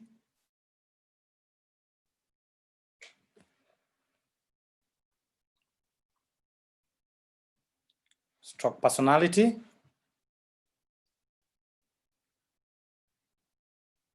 Thank you, interesting. You never thought HRBP for a church? Yes. Yes, that church to be successful.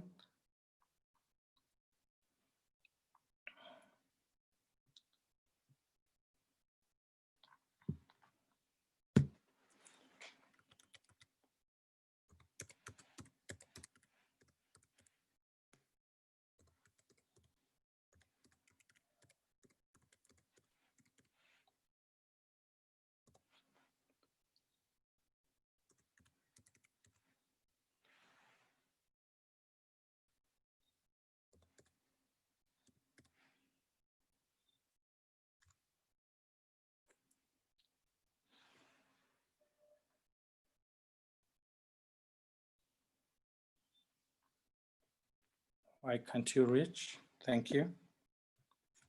Okay.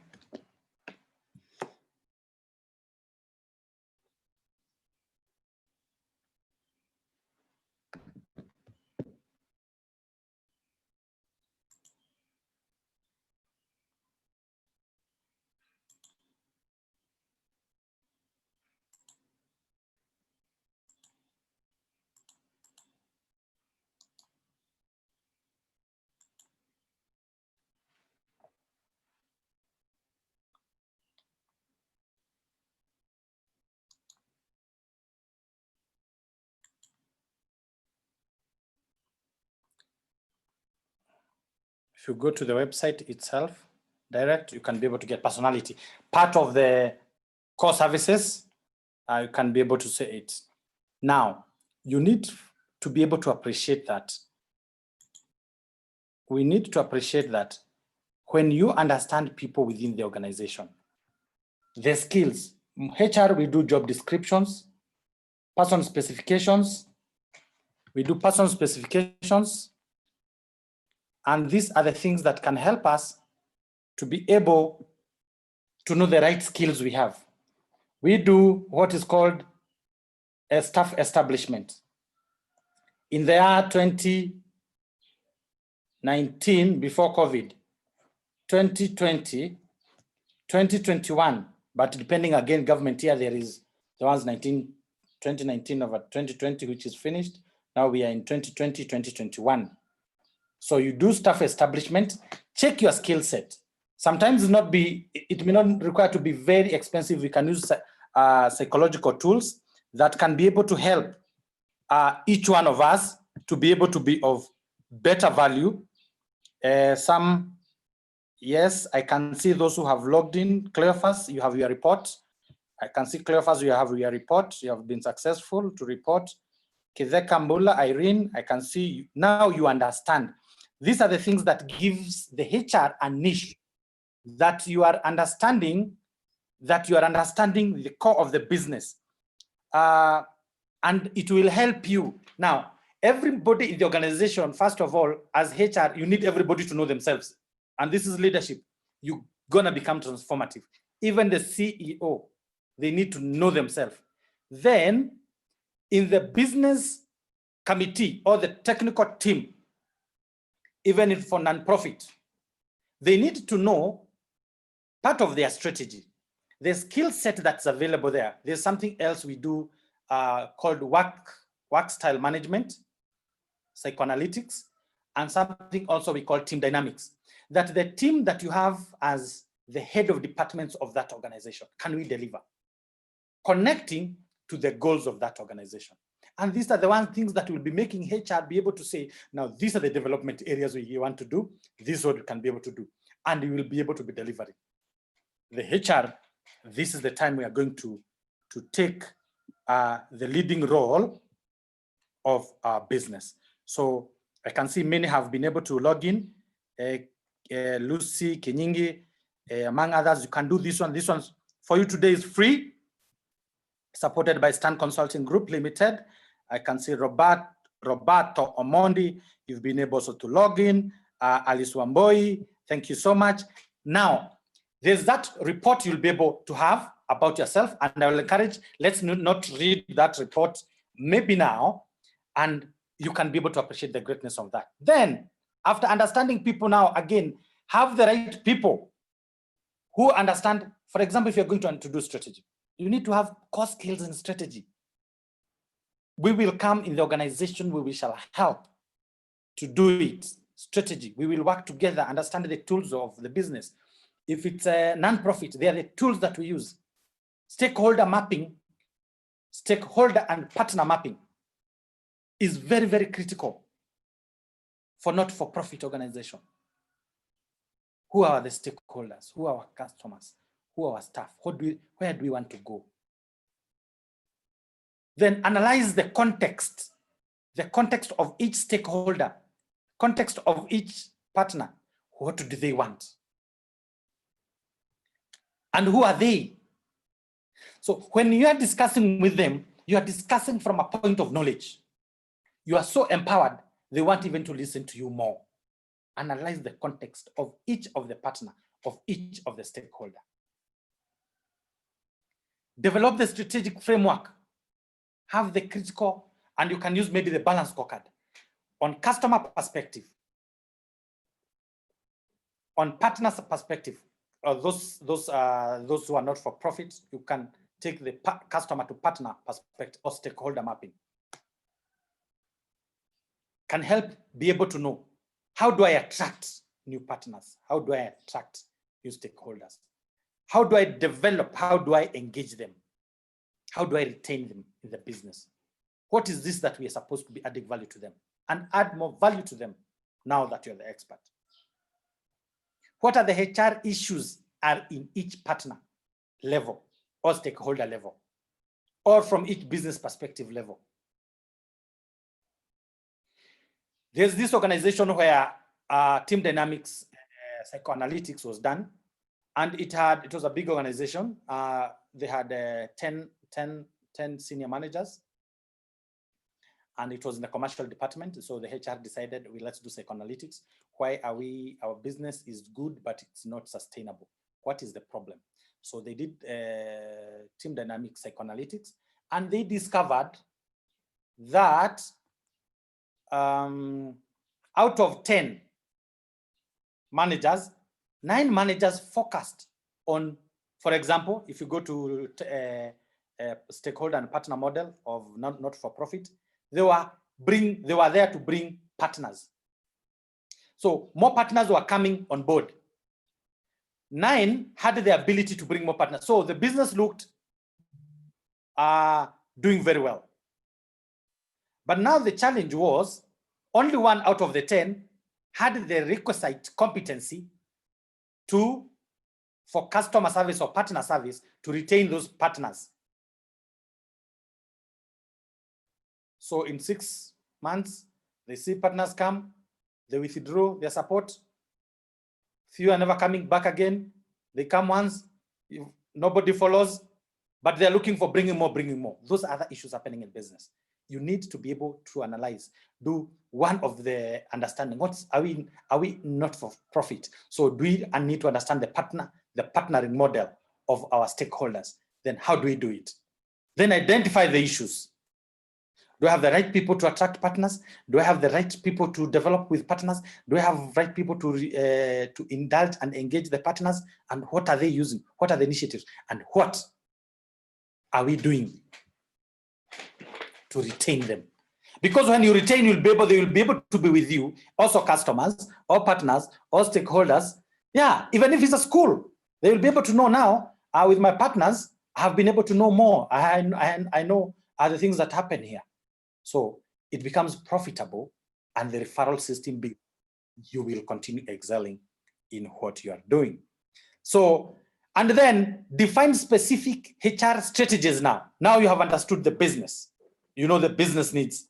Now, HR, as we talk about customer stakeholder partner model of attracting, developing, engaging, retaining, or even attracting, developing, converting. You can also convert partners. Then you can also be able to engage those partners. You need to have the skill set requisite for that. Do you have those people?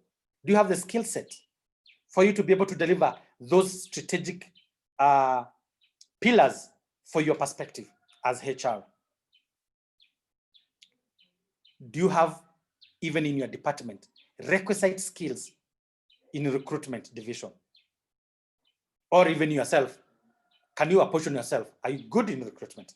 Are you good in training and development?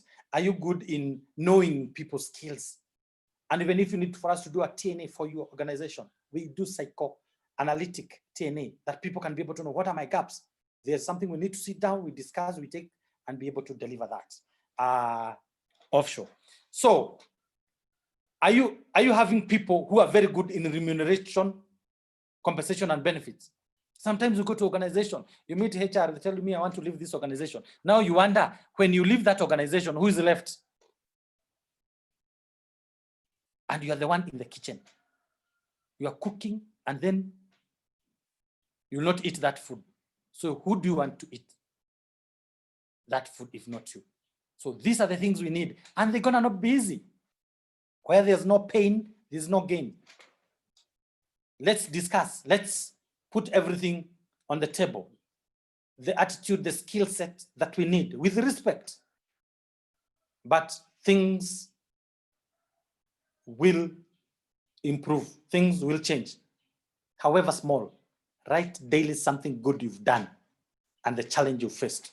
And how do we assess the HR capability and the resources required? Sometimes it's the skills, not money. Like I tell many organizations about change management, it's all the mind. It's not how many billions we shall spend to change. For example, why are toilets dirty in an organization? What happens to that? Somebody made it that clean and clean. Are people responsible? Are people want to clean? Why do we have so many organizations with, excuse me, we need to think people. We need to think attitude to do right. The resources are there. Change the mindset.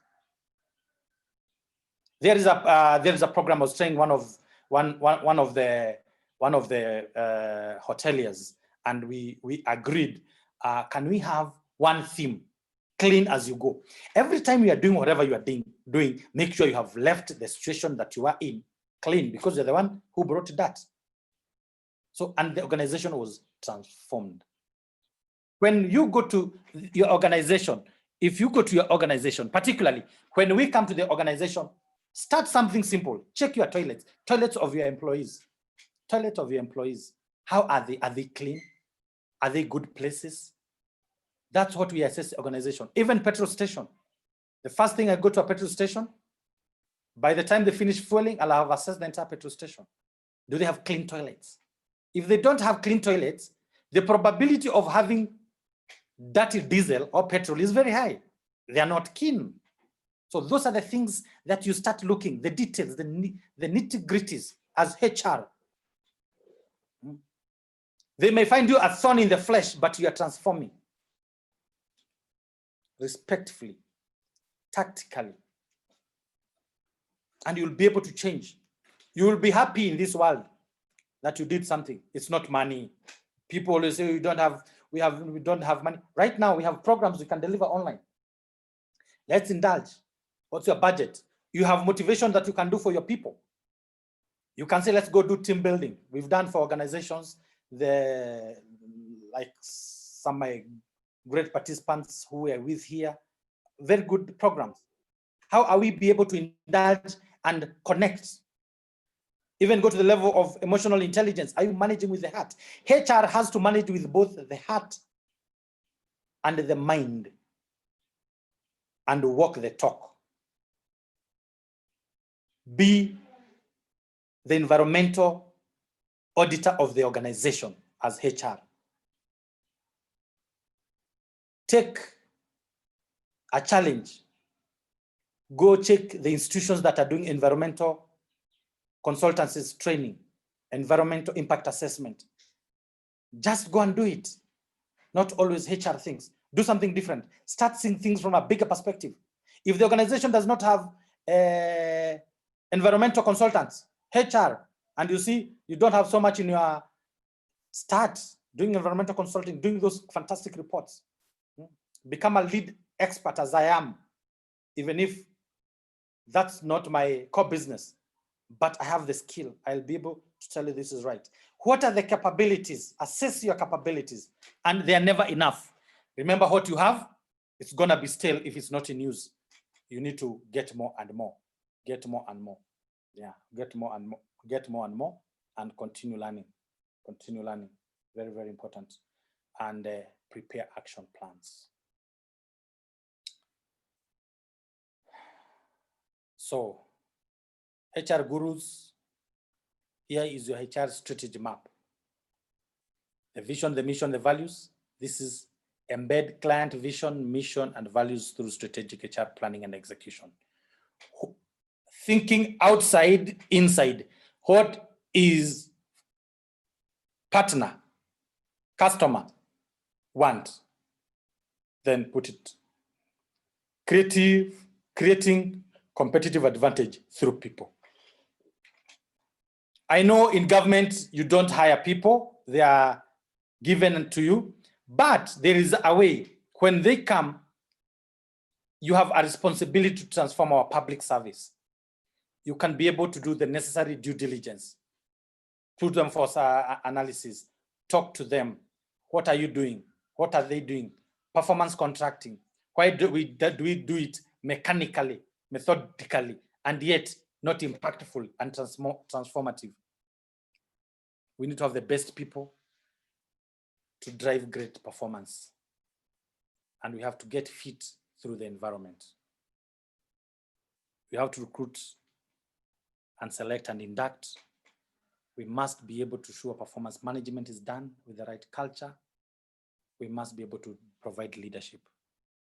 We must build high performance workforce through clearly defined goals and rewards for high performance. We must create the positive work environment. There is that environment where the employee sometimes feels.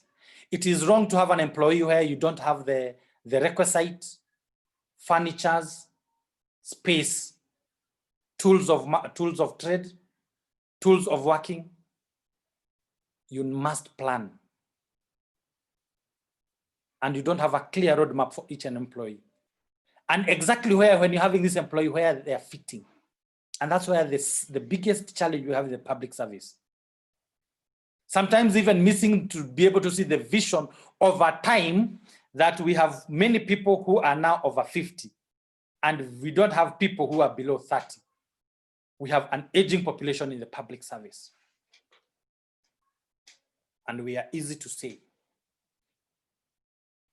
country, we are not doing the right thing. We need to have fresh blood to be able to bring on board in the public service, to be able to bring new thinking, but also to provide we provide leadership. We need best people to deliver performance. And we shall be able to all enjoy together. So remember this, creating the company vision, mission, and values, doing situation analysis, use SWOT analysis, strength, weakness, opportunities, and threats, do stakeholder mapping. You need also to understand the economic environment, use the PESTEL, the political environment, the policy environment. Things are changing now and then. Policy, politics, economy. You need also to understand why our exchange rate internationally, how are things, because we are affected by international happenings.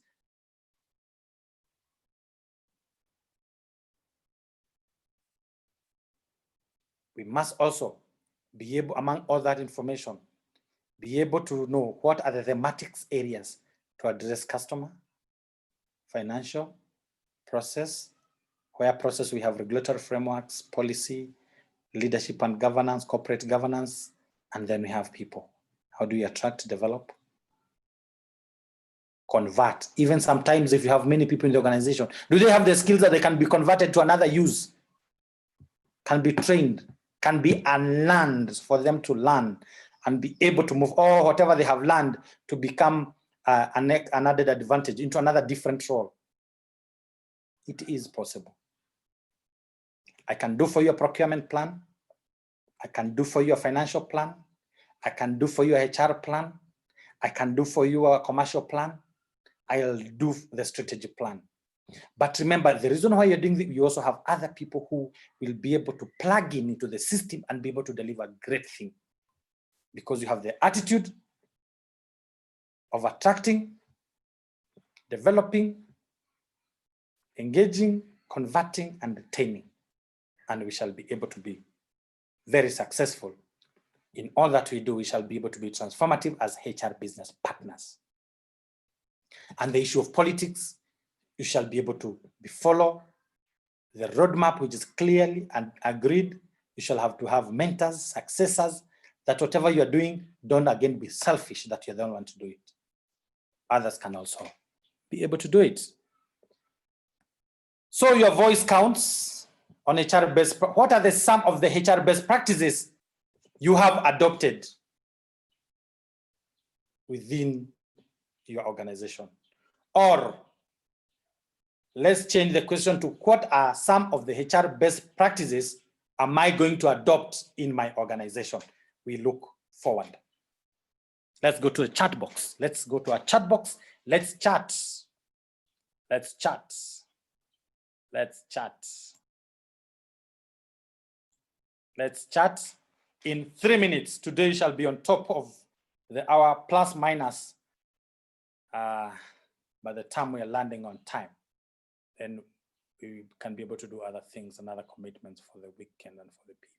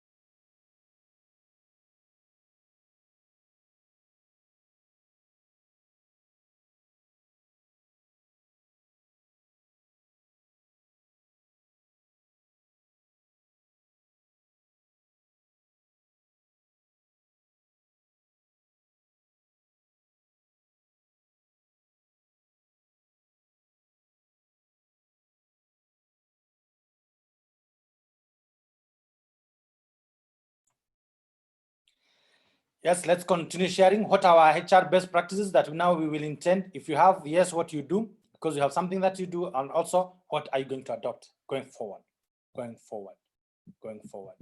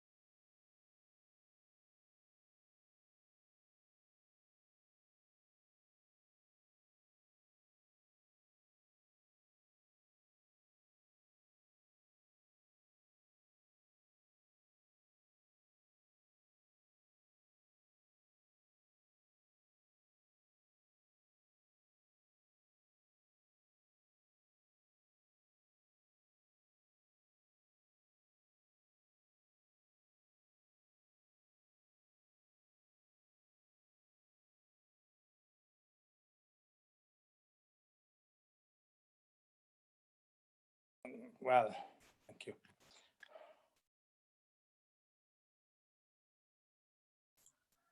Let's continue sharing. Thank you. Oh, sorry, what was the question? Your HR best practices going forward.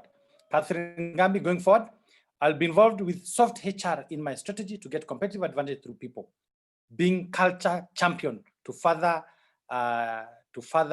learning, coaching, and mentorship. I'm looking forward to adopt a more data-driven approach to HR. Fantastic. Thank you very much. Having a HR strategy that is aligned to the organization's strategy in an effort to enhance our organization competitive advantage through people. Very well. Management development and improved communication. Yes. Let's not backbite our CEOs. Let's help them to deliver for the organization. Go and share with them what you are going to contribute differently. Now it's time to offer guidance and support. Remember, we are the internal consultants within the organization. Then you can be able to get us, we can be able to help. Offering flexible working arrangement, but remember, it must also be output driven. Have documentation in place that drives the staff to feel that they are valued at point of entry. Karibu policy. Fantastic idea, the Karibu policy. Yeah, in one of the organizations that I joined, it was fantastic. The first 1 week, we had a good time. We were eating in 5-star hotels. So we thought by the time induction, we finished induction, we were told now it was payback time. We were never told we shall pay back, but let me tell you, we delivered for the organization.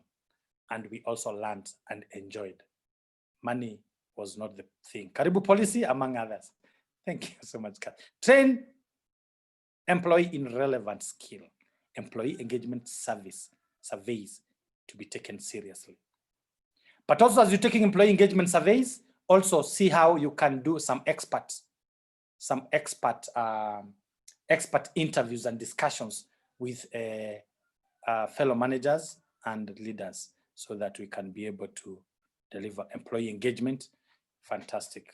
And thank you to all those who have been able to get into, been able to done your psychoanalytic tool. You have the report that's paid for you by Dr. Stanley Karanja from Stan Consulting Group Limited for you to become better and also engage with our teams, make them better.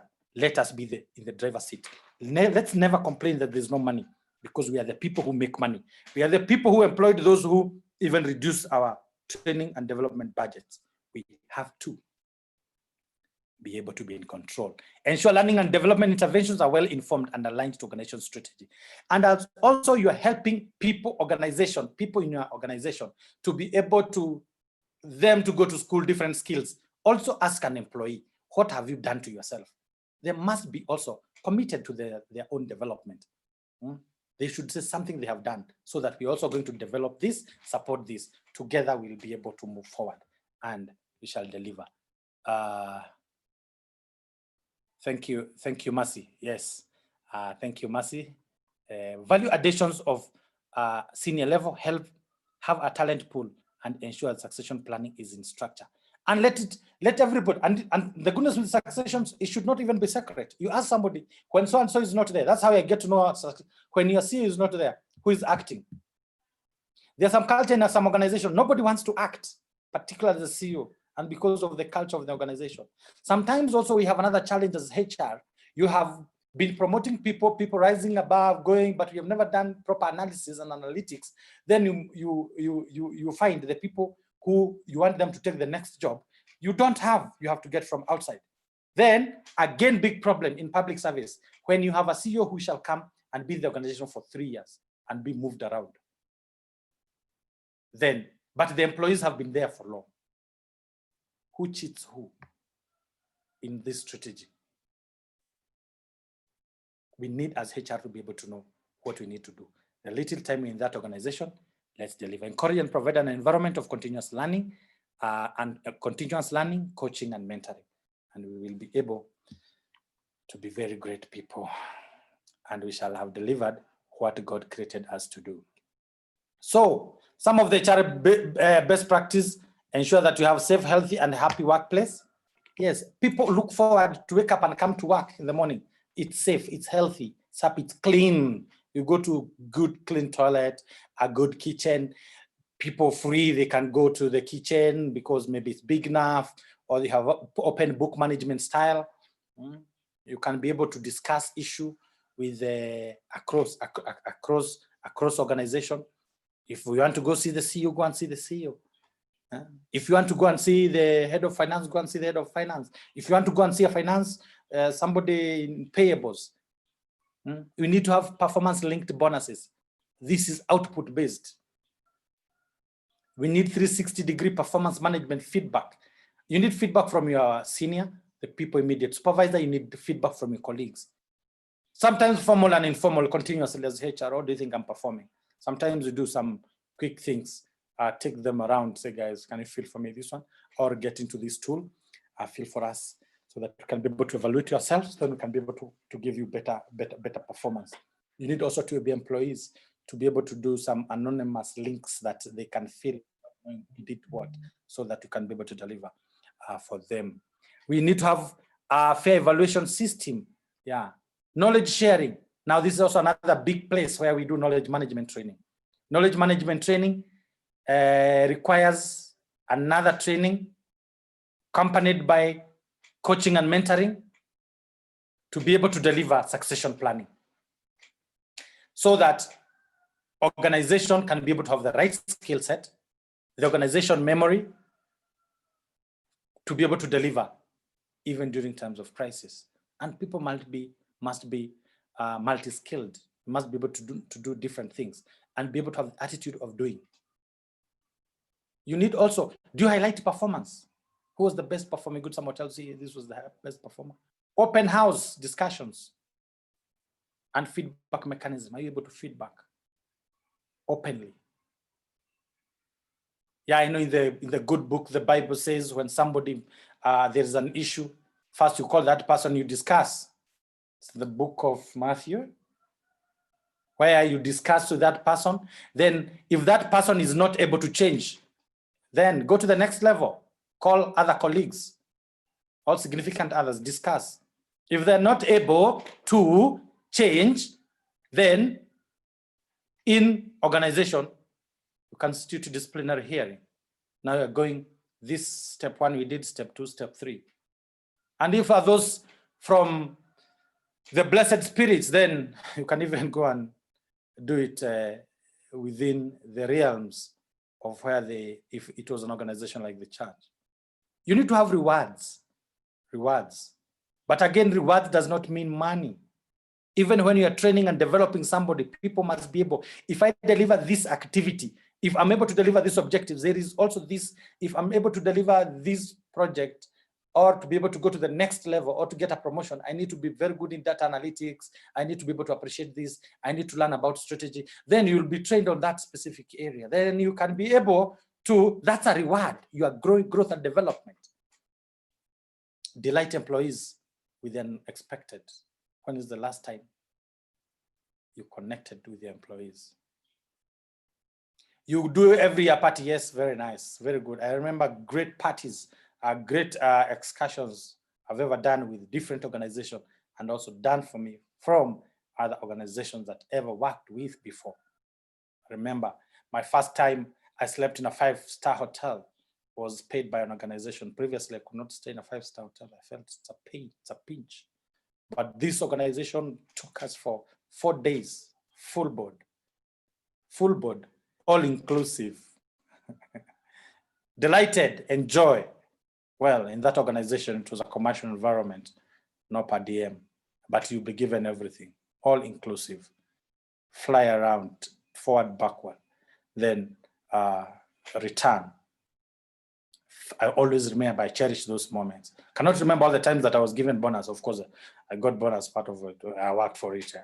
But that one of being taken out for a good moment and re-energized, I thank them. I thank them many times. Should do that also as a best practice, connecting with people, taking people, everybody becoming themselves, seeing how people connect, and also helping them with some training when they're there, some training offshore so that they can be able to appreciate the mind, the attitude, that we need on how to relate. Know thyself, control thyself, give thyself, know the environment that you are in so that we can have excellent relationship management be it at home, be it with your children, be it with your significant others, be it government, be it partners, be it donor agencies, and them that matter, be it security agencies, be it school, be it, that's how we're gonna make it. I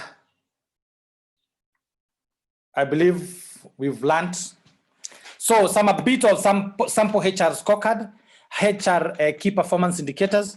Somebody was messing with my technology today. I think somebody was, but that's not the focus. You can still be able to see and be able to learn. So you need to know the head count. You need to know the head count number of full-time employees that you have, description changes in workforce numbers and hours utilized by each employee category. Then you need to develop a target and a result and a target. You need to have a target and the rolling estimates. Remember the track, trace, and trend.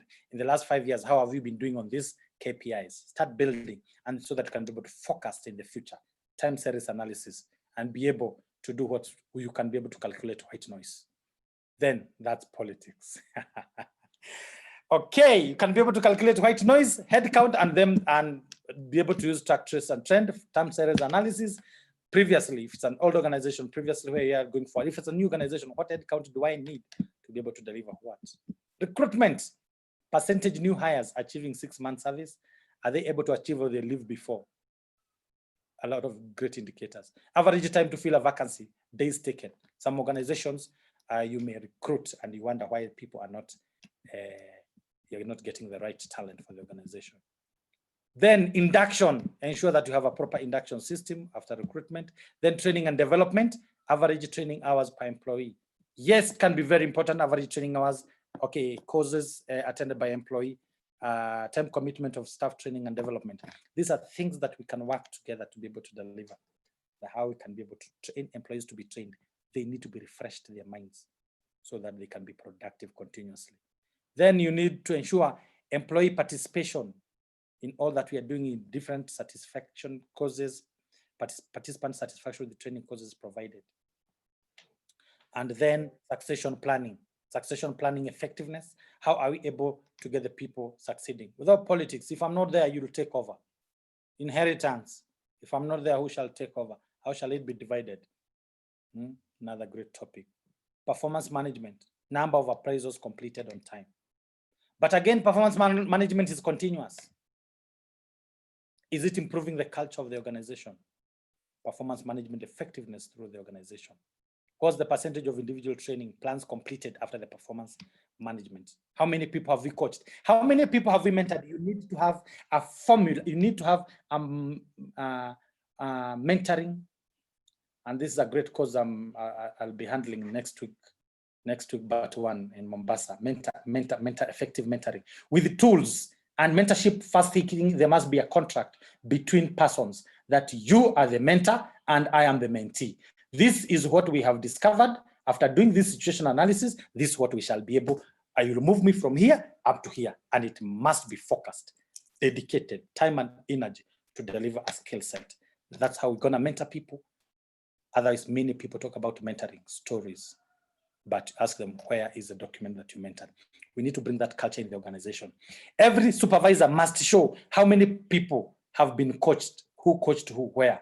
Then you're starting developing a great manpower within the organization. So, any question? If I look up, great people, I'm not seeing any question. Thank you so much. If there's no any question, then can we get your voice? What are the 3 lessons you've gathered in today's session and with the entire module of HR business partnership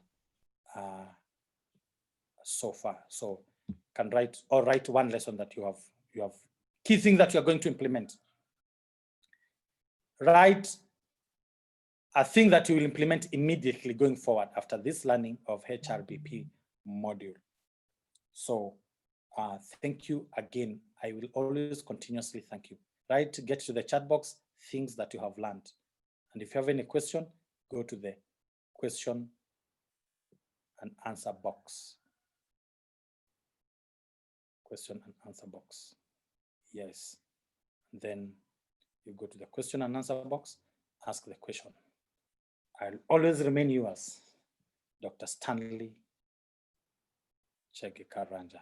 My contacts are always there, anytime, wherever, however, so that you can be able to transform the world to a better place than we made it.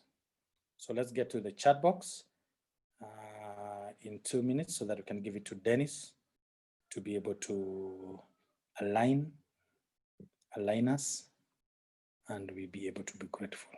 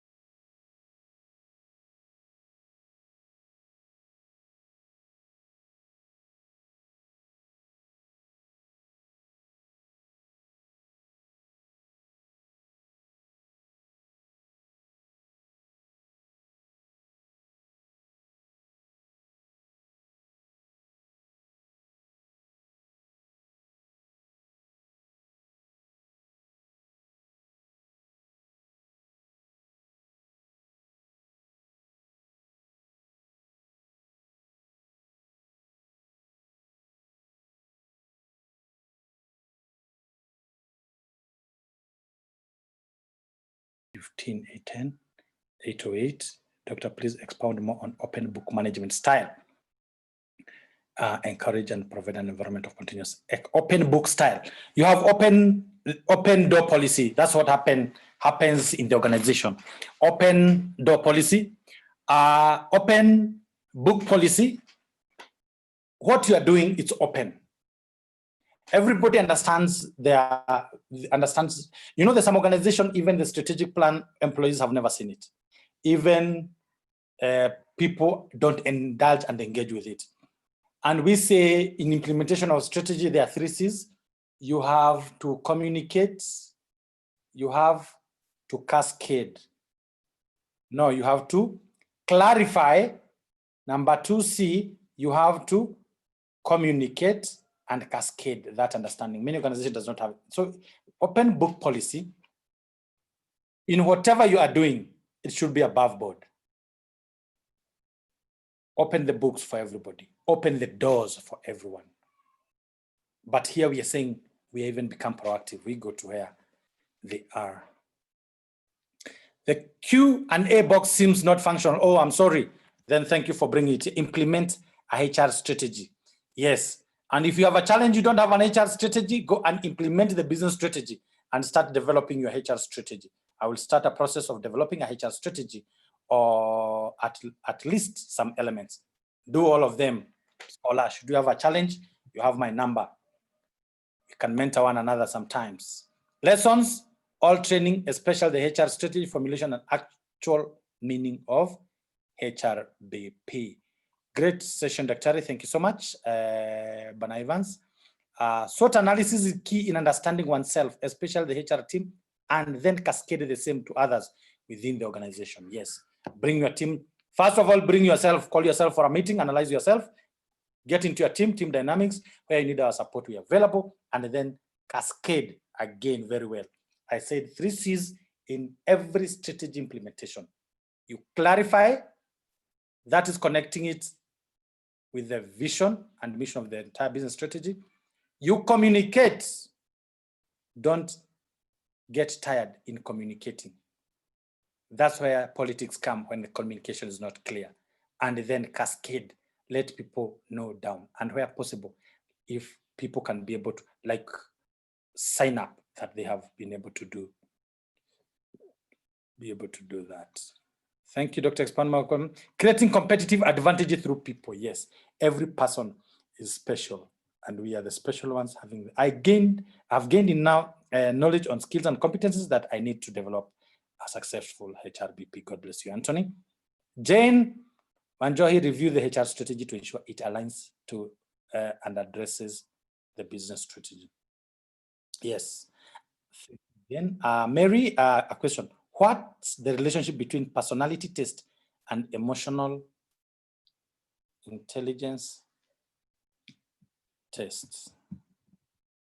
Mary, you have my contact 0722-575-595. You have our website. I think you are giving me a challenge. So I will organize for an online emotional intelligence test, and I will pay for you so that you'll get 2 reports. But that one, give me 15 days. So give me 15 days, things to do. I love challenges. What's the difference? I have done many emotional intelligence, but what is emotional personality is the you. The emotional intelligence is the knowledge, do you know yourself? Personality test helps you to know yourself. Emotional intelligence is in 4 aspects. Know yourself, manage yourself. Personality test helps you to know yourself. Then you can be able to know your strengths and weaknesses so that you can be able to work with them. Emotional intelligence helps you to be able to know again where you are on matters on relationship to thyself and to others and how you connect with them and how you react different situation on different emotions. I think you're getting the difference, Mary, but I think this is something else we can do for this world. I have learned the model of HRBP and now equipped to practice it.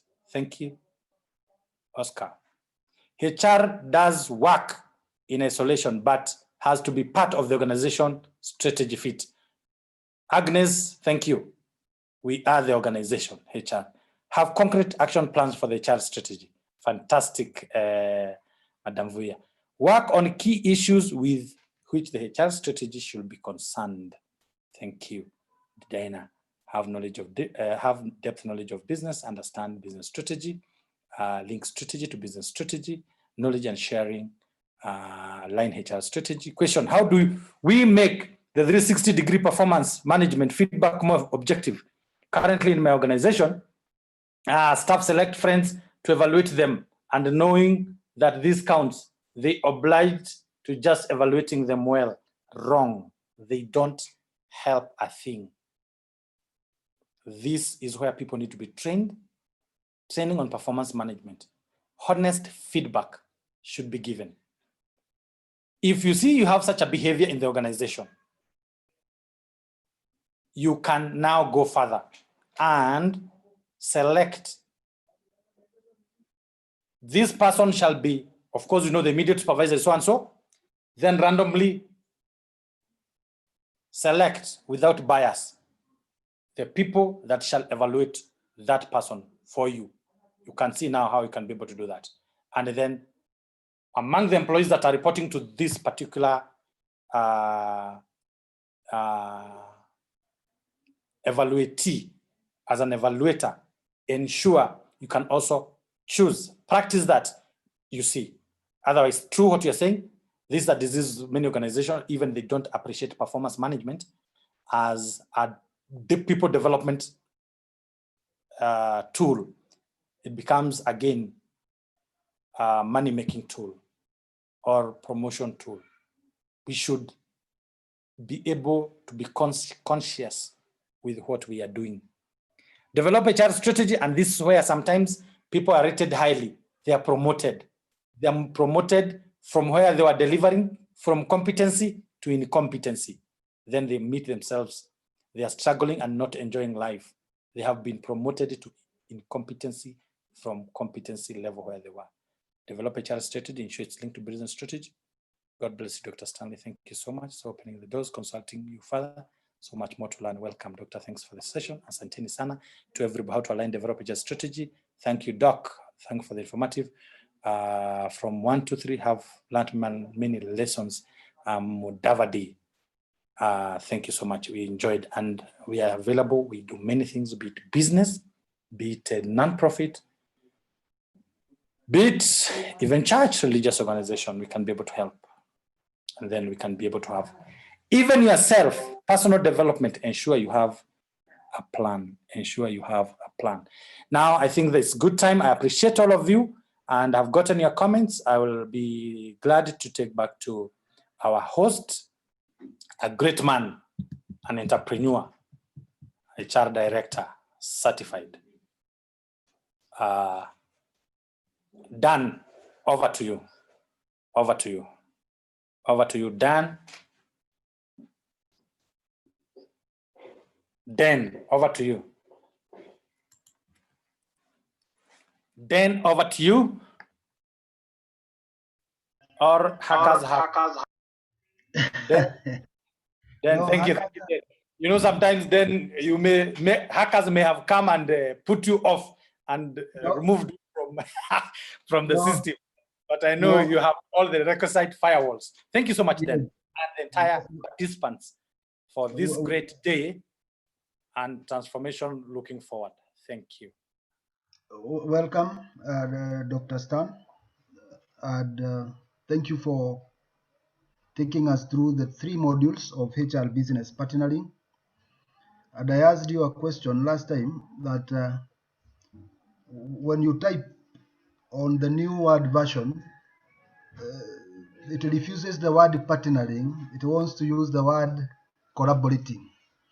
So maybe at some point, we may have the topic renamed to HR business collaboration or HR business collaborating. Yes. Fine. Thank you. Possible. Thank you. Thank you. Thank you. So what you've done well, and for every participant who has participated in this, you've done a very wonderful job and of ensuring that you are thoroughly trained. I've seen the comments that most participants are of the view they are now going to practice HR business partnering in the organizations. Now it is the high time we took our rightful position on at the decision-making table, where crucial decisions affecting the organizations are made. Tunakuwa, we also play part. That is where we will be. Mire Mugwera, I want you to say something now we use this session I gauge participation, and that is a requirement from ACHLM to see. Dr. Stan, you can stop sharing. Thank you. Thank you. Okay, thank you, Dan. For sure, I'm very glad. Today's session was very, very informative. And as I said earlier, I was not able to attend last week, but I've been able now to connect. Now, I believe we are together. We are at par with the other participants. Thank you so much. Very good. Now, one way of doing this, we try to see who is absent and who just logged in and took off. So, Mire Mugwera, you've been marked present. Charles Mutua, very fast, have 20 seconds. Yes, this was a very informative session. Daktari is on point, and I look forward to now implementing what we have learned. Like I said from the beginning, it's unfortunate I missed the second, but I'll catch up with it. Charles Mutua, what is your takeaway? Is that as HR, I need to be involved in business, and I probably need to take my seat in the leadership of the organization. Very good, Charles. And I want to see if you are present, put your video on. My video is on. Very good. Frances Mundavadi, unmute yourself. After you've spoken, mute yourself back again. Yes, Frances. Thank you, Dan. This is Francis. I've enjoyed the sessions all the way from module 1 to this final module, and I really appreciate the opportunity and even the training. Dr. Stan, thank you very much for taking us through these sessions. And for me, my key takeaway is that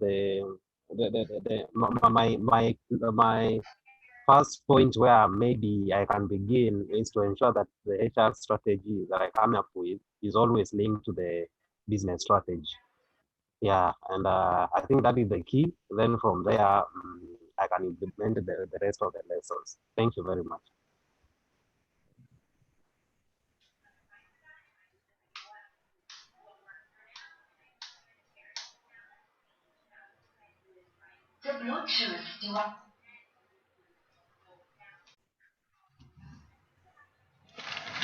Yeah, it's a little bit dark. The crowds are heavy. Let's move on to Hannah Ali. Unmute yourself, Hannah. Good morning, everybody. Daktari, asante sana. It's been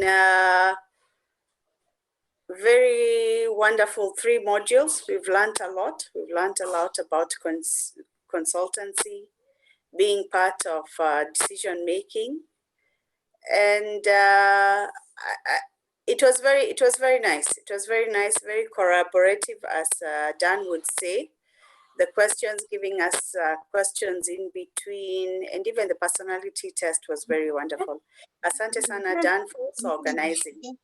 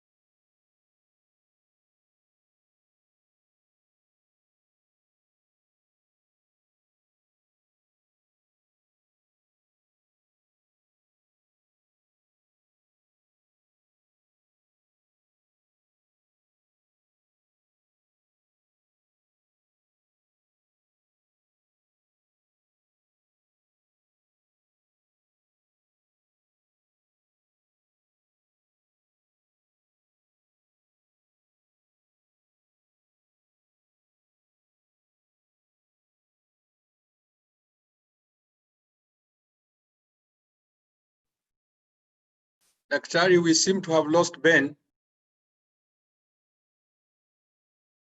We are not hearing what Dan is saying, if any. Thank you for leadership. Okay. Okay, continue. Continue, sir. What's your take? Thank you. I think personally, I want to thank you and Dan for these great sessions that you are giving us. Very value adding to the HR practitioners and even those who are not in the HR function per se. Coupled with the materials that we got from module 1, module 2, and module 3, I think personally I'm better placed to engage myself in very positive, value-adding business partnering. So we want to thank you. I think the pointers to where you need to help us again unlearn and relearn, build capacities, reskill ourselves. I think you've picked some of those ones. And please help us also come up with content in those areas so that we can pick up those, that knowledge in the subsequent trainings. But thank you very much for these very great sessions. I also look forward, I think Dan had mentioned sometime, I don't know whether it was Dan or it was you, that you are likely to organize a certification training or course for HR partnering or any other. I think that is the way to go, so that with all this material, we can also have the proper certifications as HR practitioners. Thank you very much. Yes, I remember, I think Dan has come, and what Dan had said that part of these modules we are doing, there's some part of the modules which are also part of the certification of Human Resource Director, CHRD. Director, yes.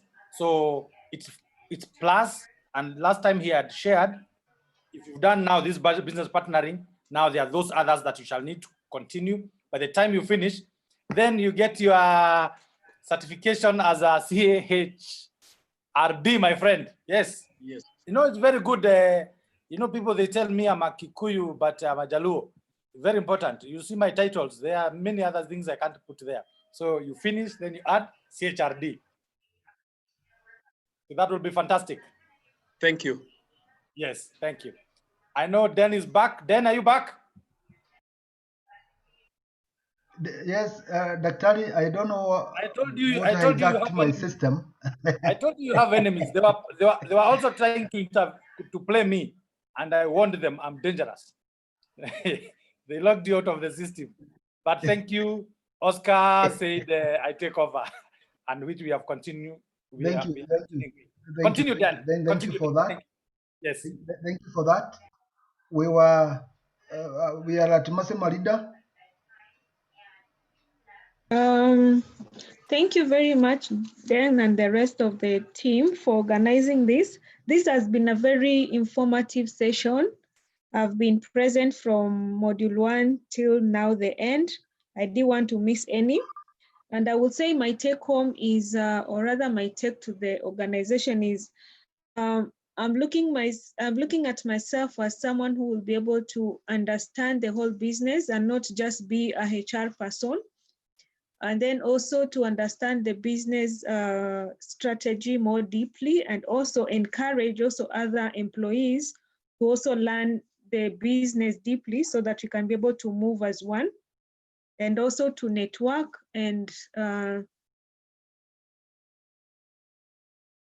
relevant. Thank you.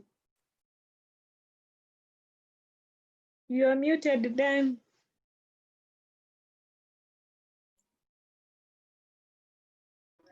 Thank you, Mase. Thank you, Mase, and for participating in the 3 modules.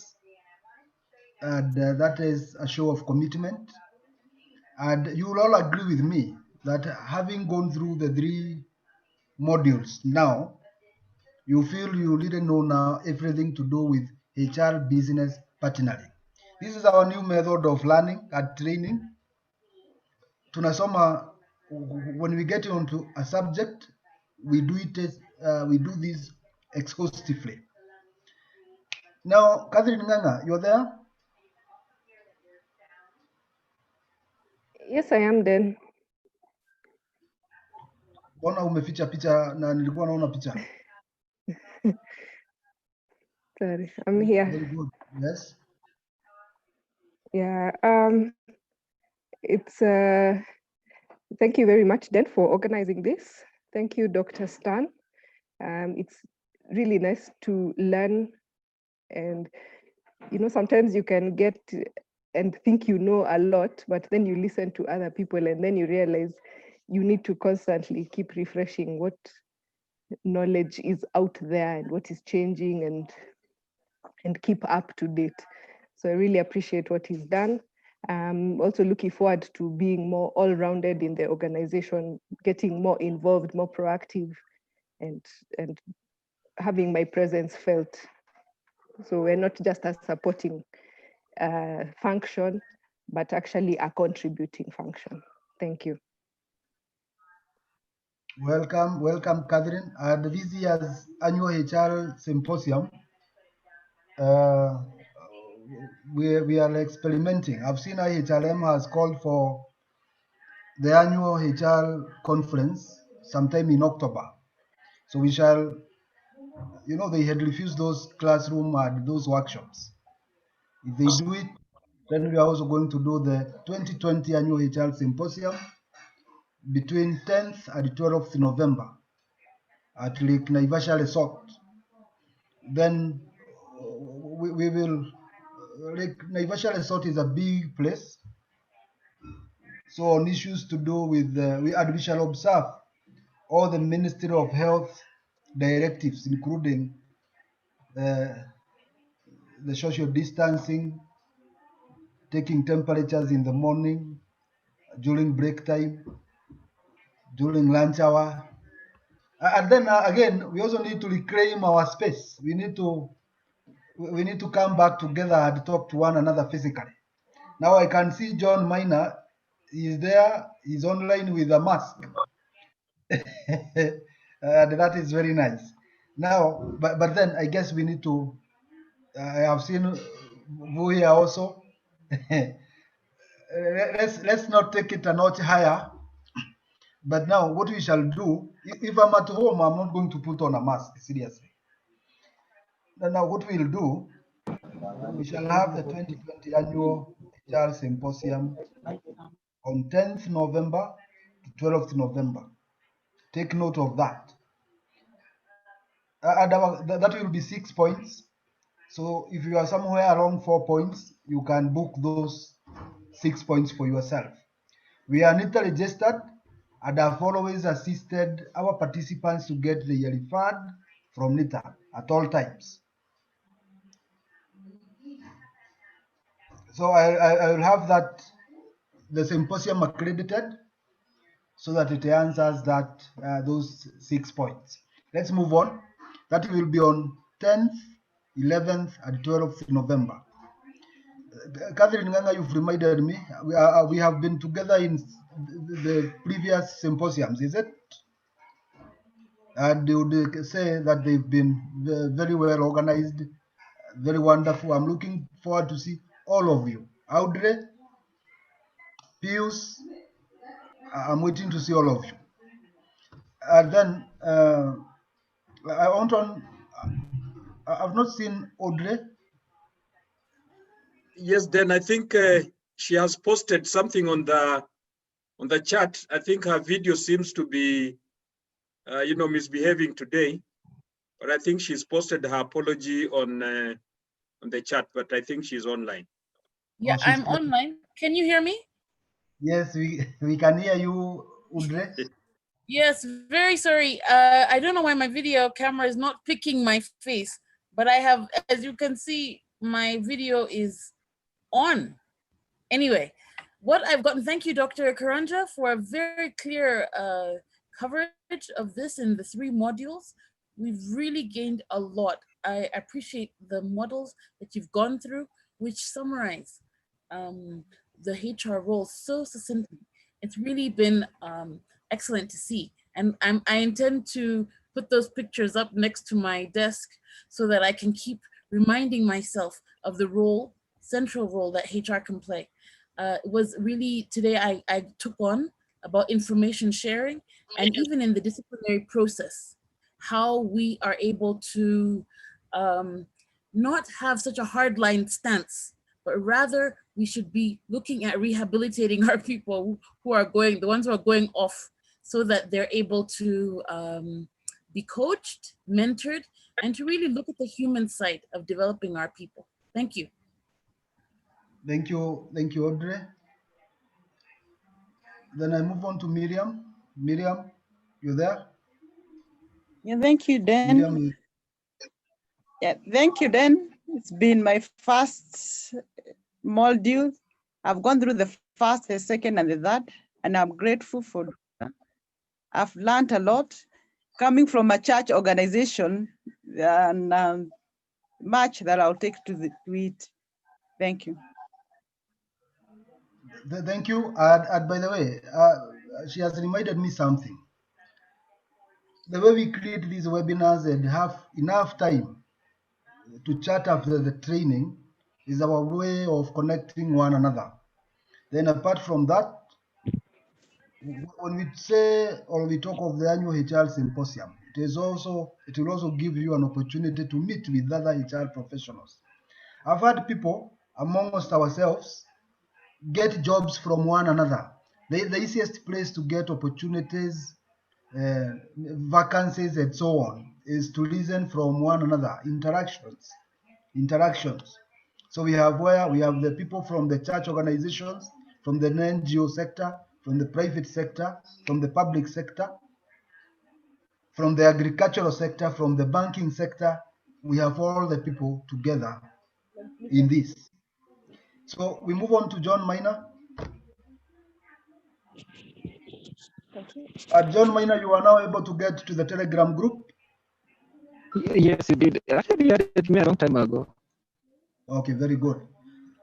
Yes, I'm in the office, so I'm still on a mask. So I think I missed the first and second modules because I was a little bit caught up with something. But today I have really learned a lot, and I can see I missed even the previous ones, and I know what to do to get the presentation. So thanks a lot, Dr. Stan, and I hope as we continue, we're going to learn even more and more, and especially for me, being very young in this profession, I'm learning quite a lot from you guys. So I appreciate. You are welcome, John. Vuya?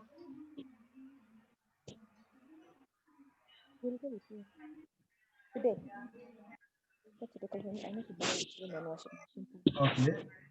Is it me you've called out then? This is Yes. Vuya. Okay, sorry. I'm not at home. That's why I was showing you my mask.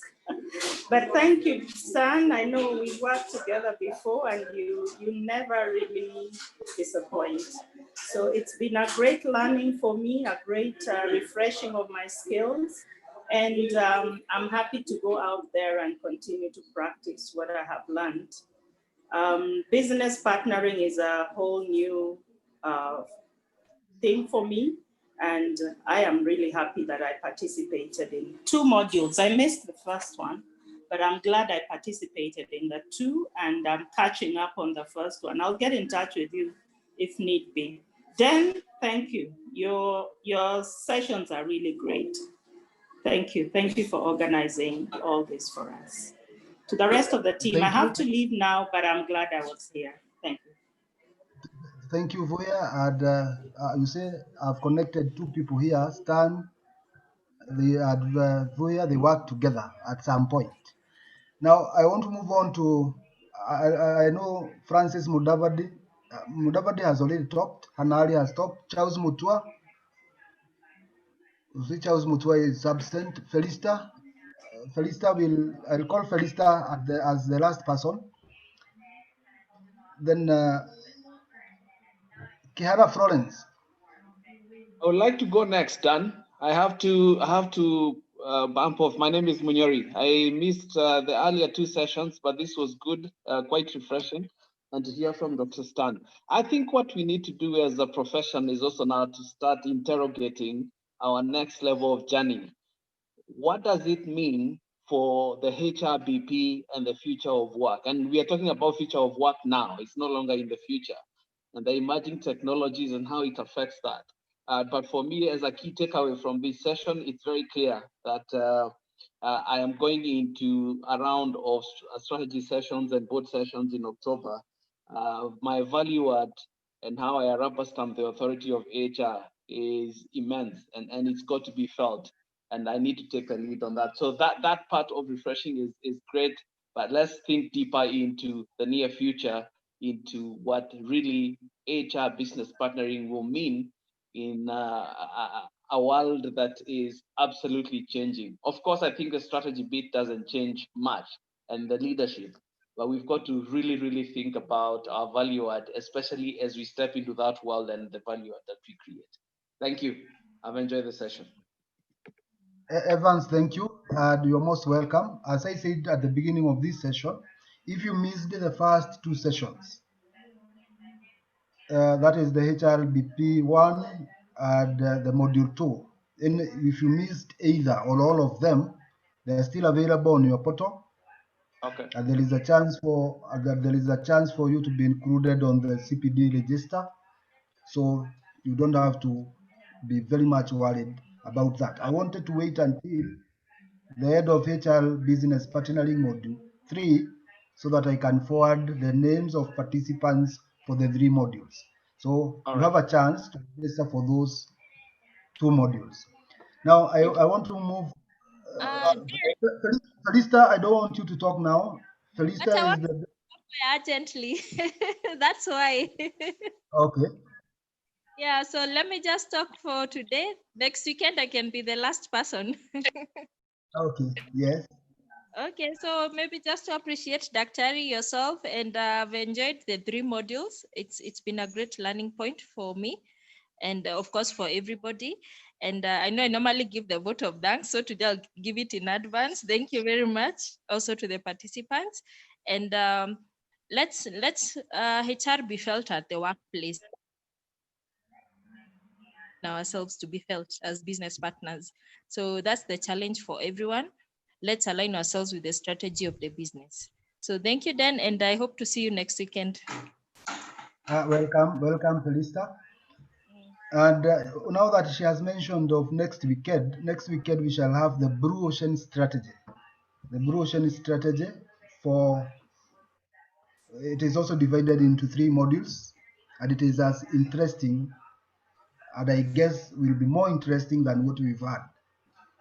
So the vote of thanks I'll give to Miriam Mugwera. Will do that. And Miriam Mugwera, you are there? Yes, I am.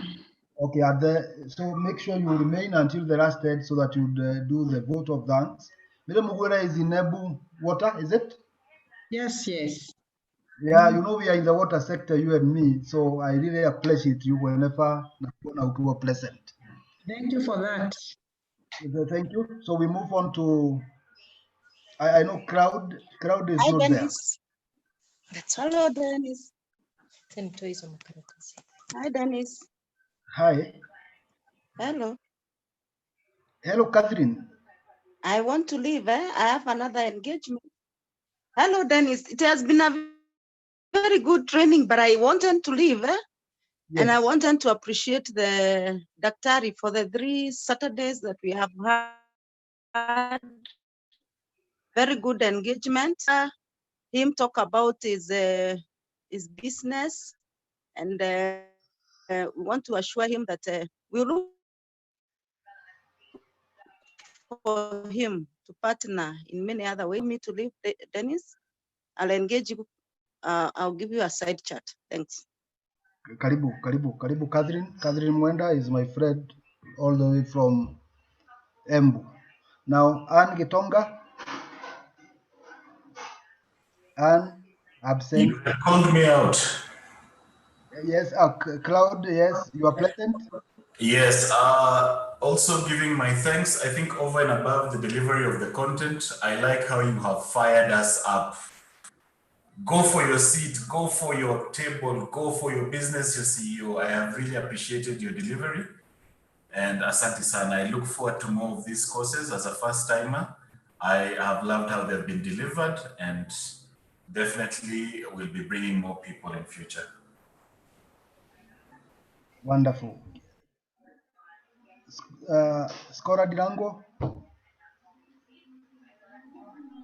Thank you, Dan, very much for organizing this very well thought out modules. And this one for HR being the business partners has been very provoking. It's given me moments of reflection on how I will do differently. Thank you, Dr. Stan, for really delivering a lot of content in a very simplified and applicable manner. So I'm learning, among the very many things that I will take away, is that the lagging part of HR is still there. We still have the HR operations, but then you're telling us to step up to be the leaders. Thank you very much. Karibu sana, Skora. Then I move on to my friend Anthony Suba. Anthony. Yes. Thank you, Dan, for organizing this.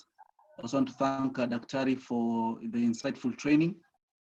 Actually, we've learned a lot, and it's now time for us to take a place on the table and have a discussion, in-depth discussion of the business. So the title also mentioned about knowledge management. I think this area is very core and important for us as HR practitioners. Then you can organize with the Daktari so that he can share more insights about knowledge management. So thank you very much. Asante for that, Anthony. Then Roberto Omondi, absent. Lolin Kimeo. Hello.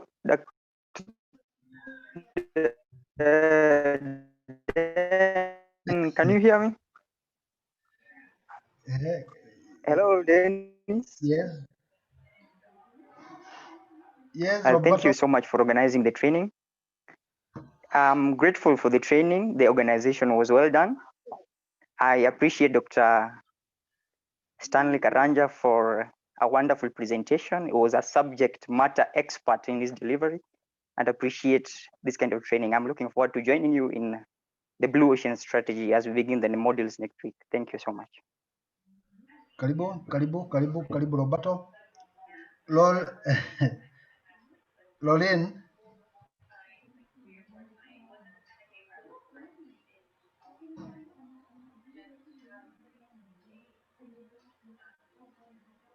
I don't know whether I'm the only one who can't hear Lolin.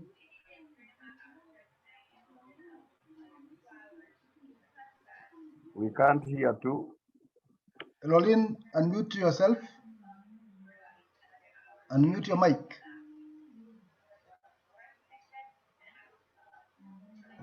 Okay, Gachero, done. Gachero is done. I am then. Oh yes, thanks for clarifying that. Yes, I'm excited. I'm excited to have been there for the last two sessions, and I just want to pick one thing: digital acumen for HR staff. I have had experience in banking, insurance, and as well in HR, in all these lines.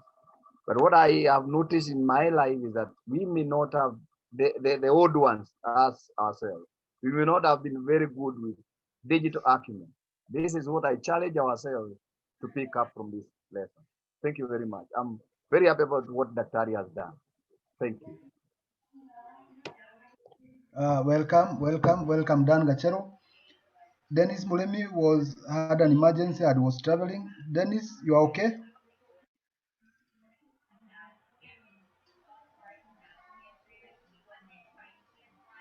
Luce Kenyinge.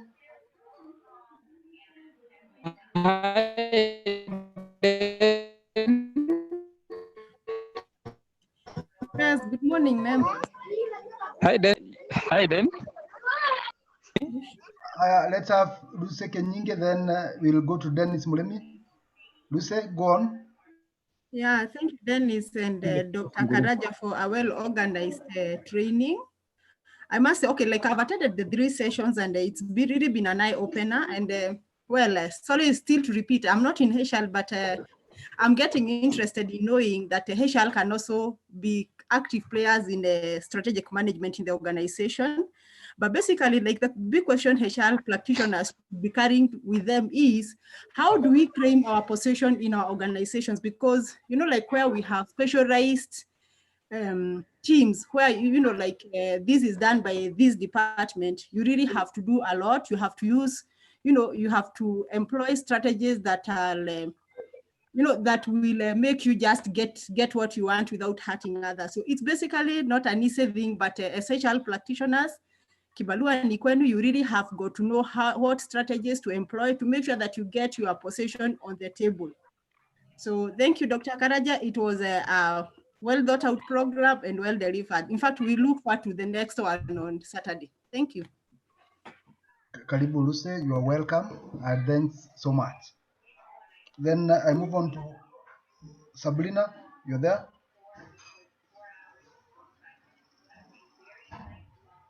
Sabrina is. Hi. Hi. Hi.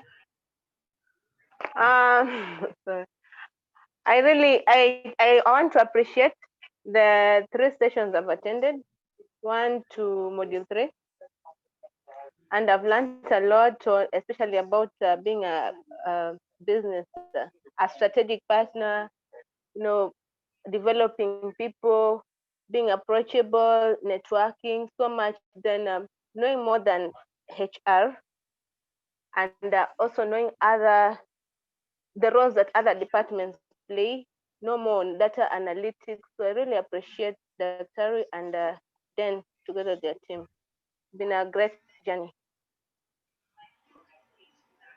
Thank you, Sabrina. Thank you so much. Then we move on to Angelina. Angelina, absent. Agnes Muchohi, absent. Winfred Kyongo, absent. Shira Maina. I'm present, Dan. I'm present, Angelina. Okay, very Winfred good. is up. Present.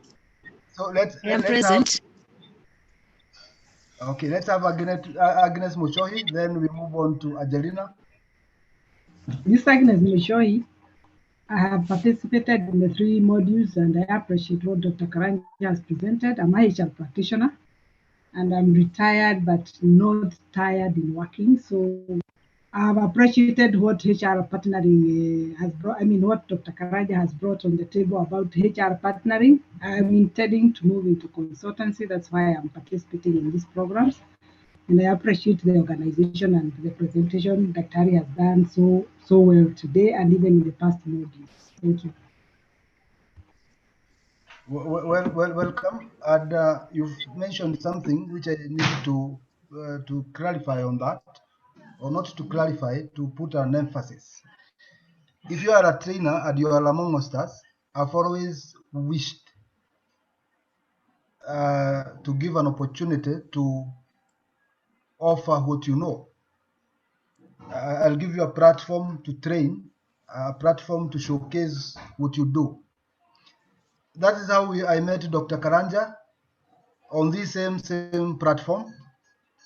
I listened to him speak, then I said there was a good trainer, and he has had an opportunity to do 3 trainings and a prospect for future partnering and future trainings also. So if you are there, reach out to me, we'll organize something. Kate Kariuki, are you there? So we were to move to Angelina. Oh, I'd love to say thank you to you, Daktari. I've really enjoyed the class today, and I've gained so much knowledge about HRPP, and I'm looking forward to other modules. Welcome. Josephine Macharia.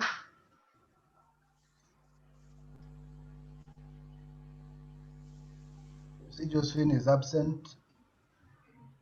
Sheila. Okay, thank you for the session. Thank you, Dan, for organizing. Daktari, asante for taking us through the session. Although I missed the 2nd module, I'll catch up on YouTube. I saw the notes are well organized. Thank you and God bless you. Thank you, Sheila. And on that one, not only the notes, but also the video of the presentation is available. So let's catch up after this. Okay. Then Annie Gitonga.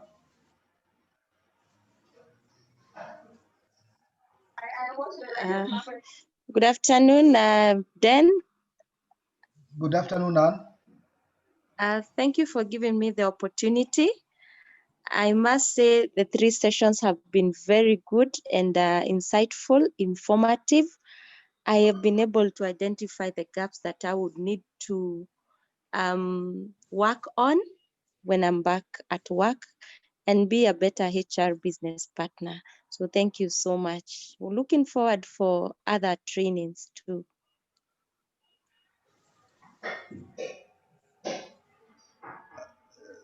Karibu sana, Anne Gitonga. And I move on to Josephine Muvoli Wamahio.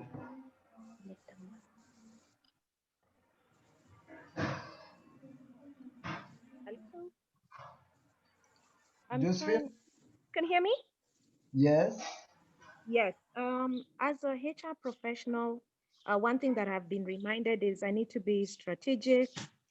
I need to be a change agent, and I also need to be an employee champion.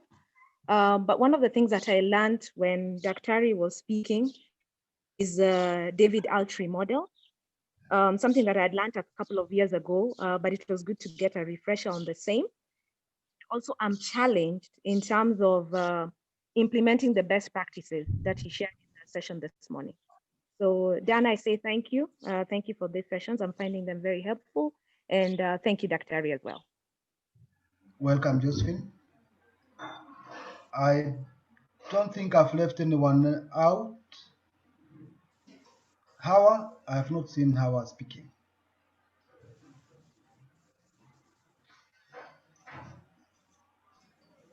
I was the very first person to speak in the morning. Okay, Hawa. Okay, I remember. Yes. Okay. Then Hannah Ali. Yeah, the person who has not spoken is Hannah Ali.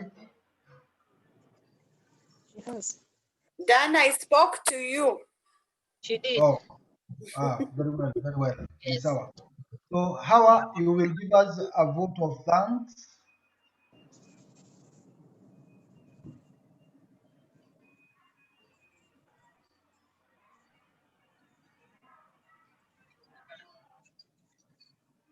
Hawa, vote of thanks and close the meeting.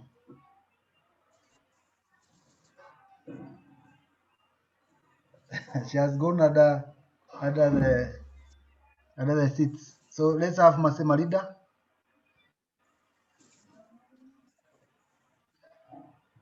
Unmute yourself.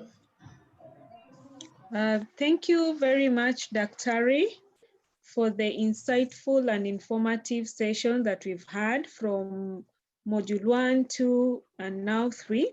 And also thank you also Deng and the ACHLP fraternity for this platform that you've given us to be able to interact and develop our knowledge. We don't take it for granted. So thank you very much. Hope to see you next Saturday. God bless you all and have a nice weekend to all the participants. So we can wave for those who are present. Just wave like that. And until next week. Bye-bye. Bye.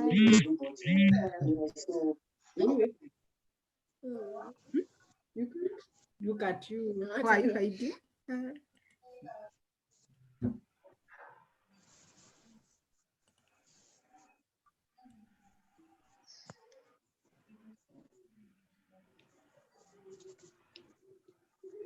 That is a wonderful boy right there, Mire. That's a future director. And Caro, I never heard you say anything. You are still there.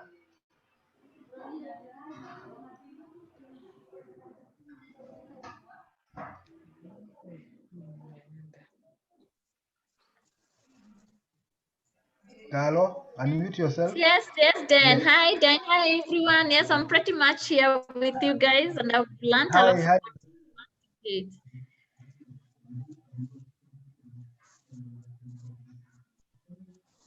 But you have just come in. Ama ulikuwa? No, nilikuwa. I've been around. Nimefanya module 1, 2, and 3. I've been around. Okay. It's all right.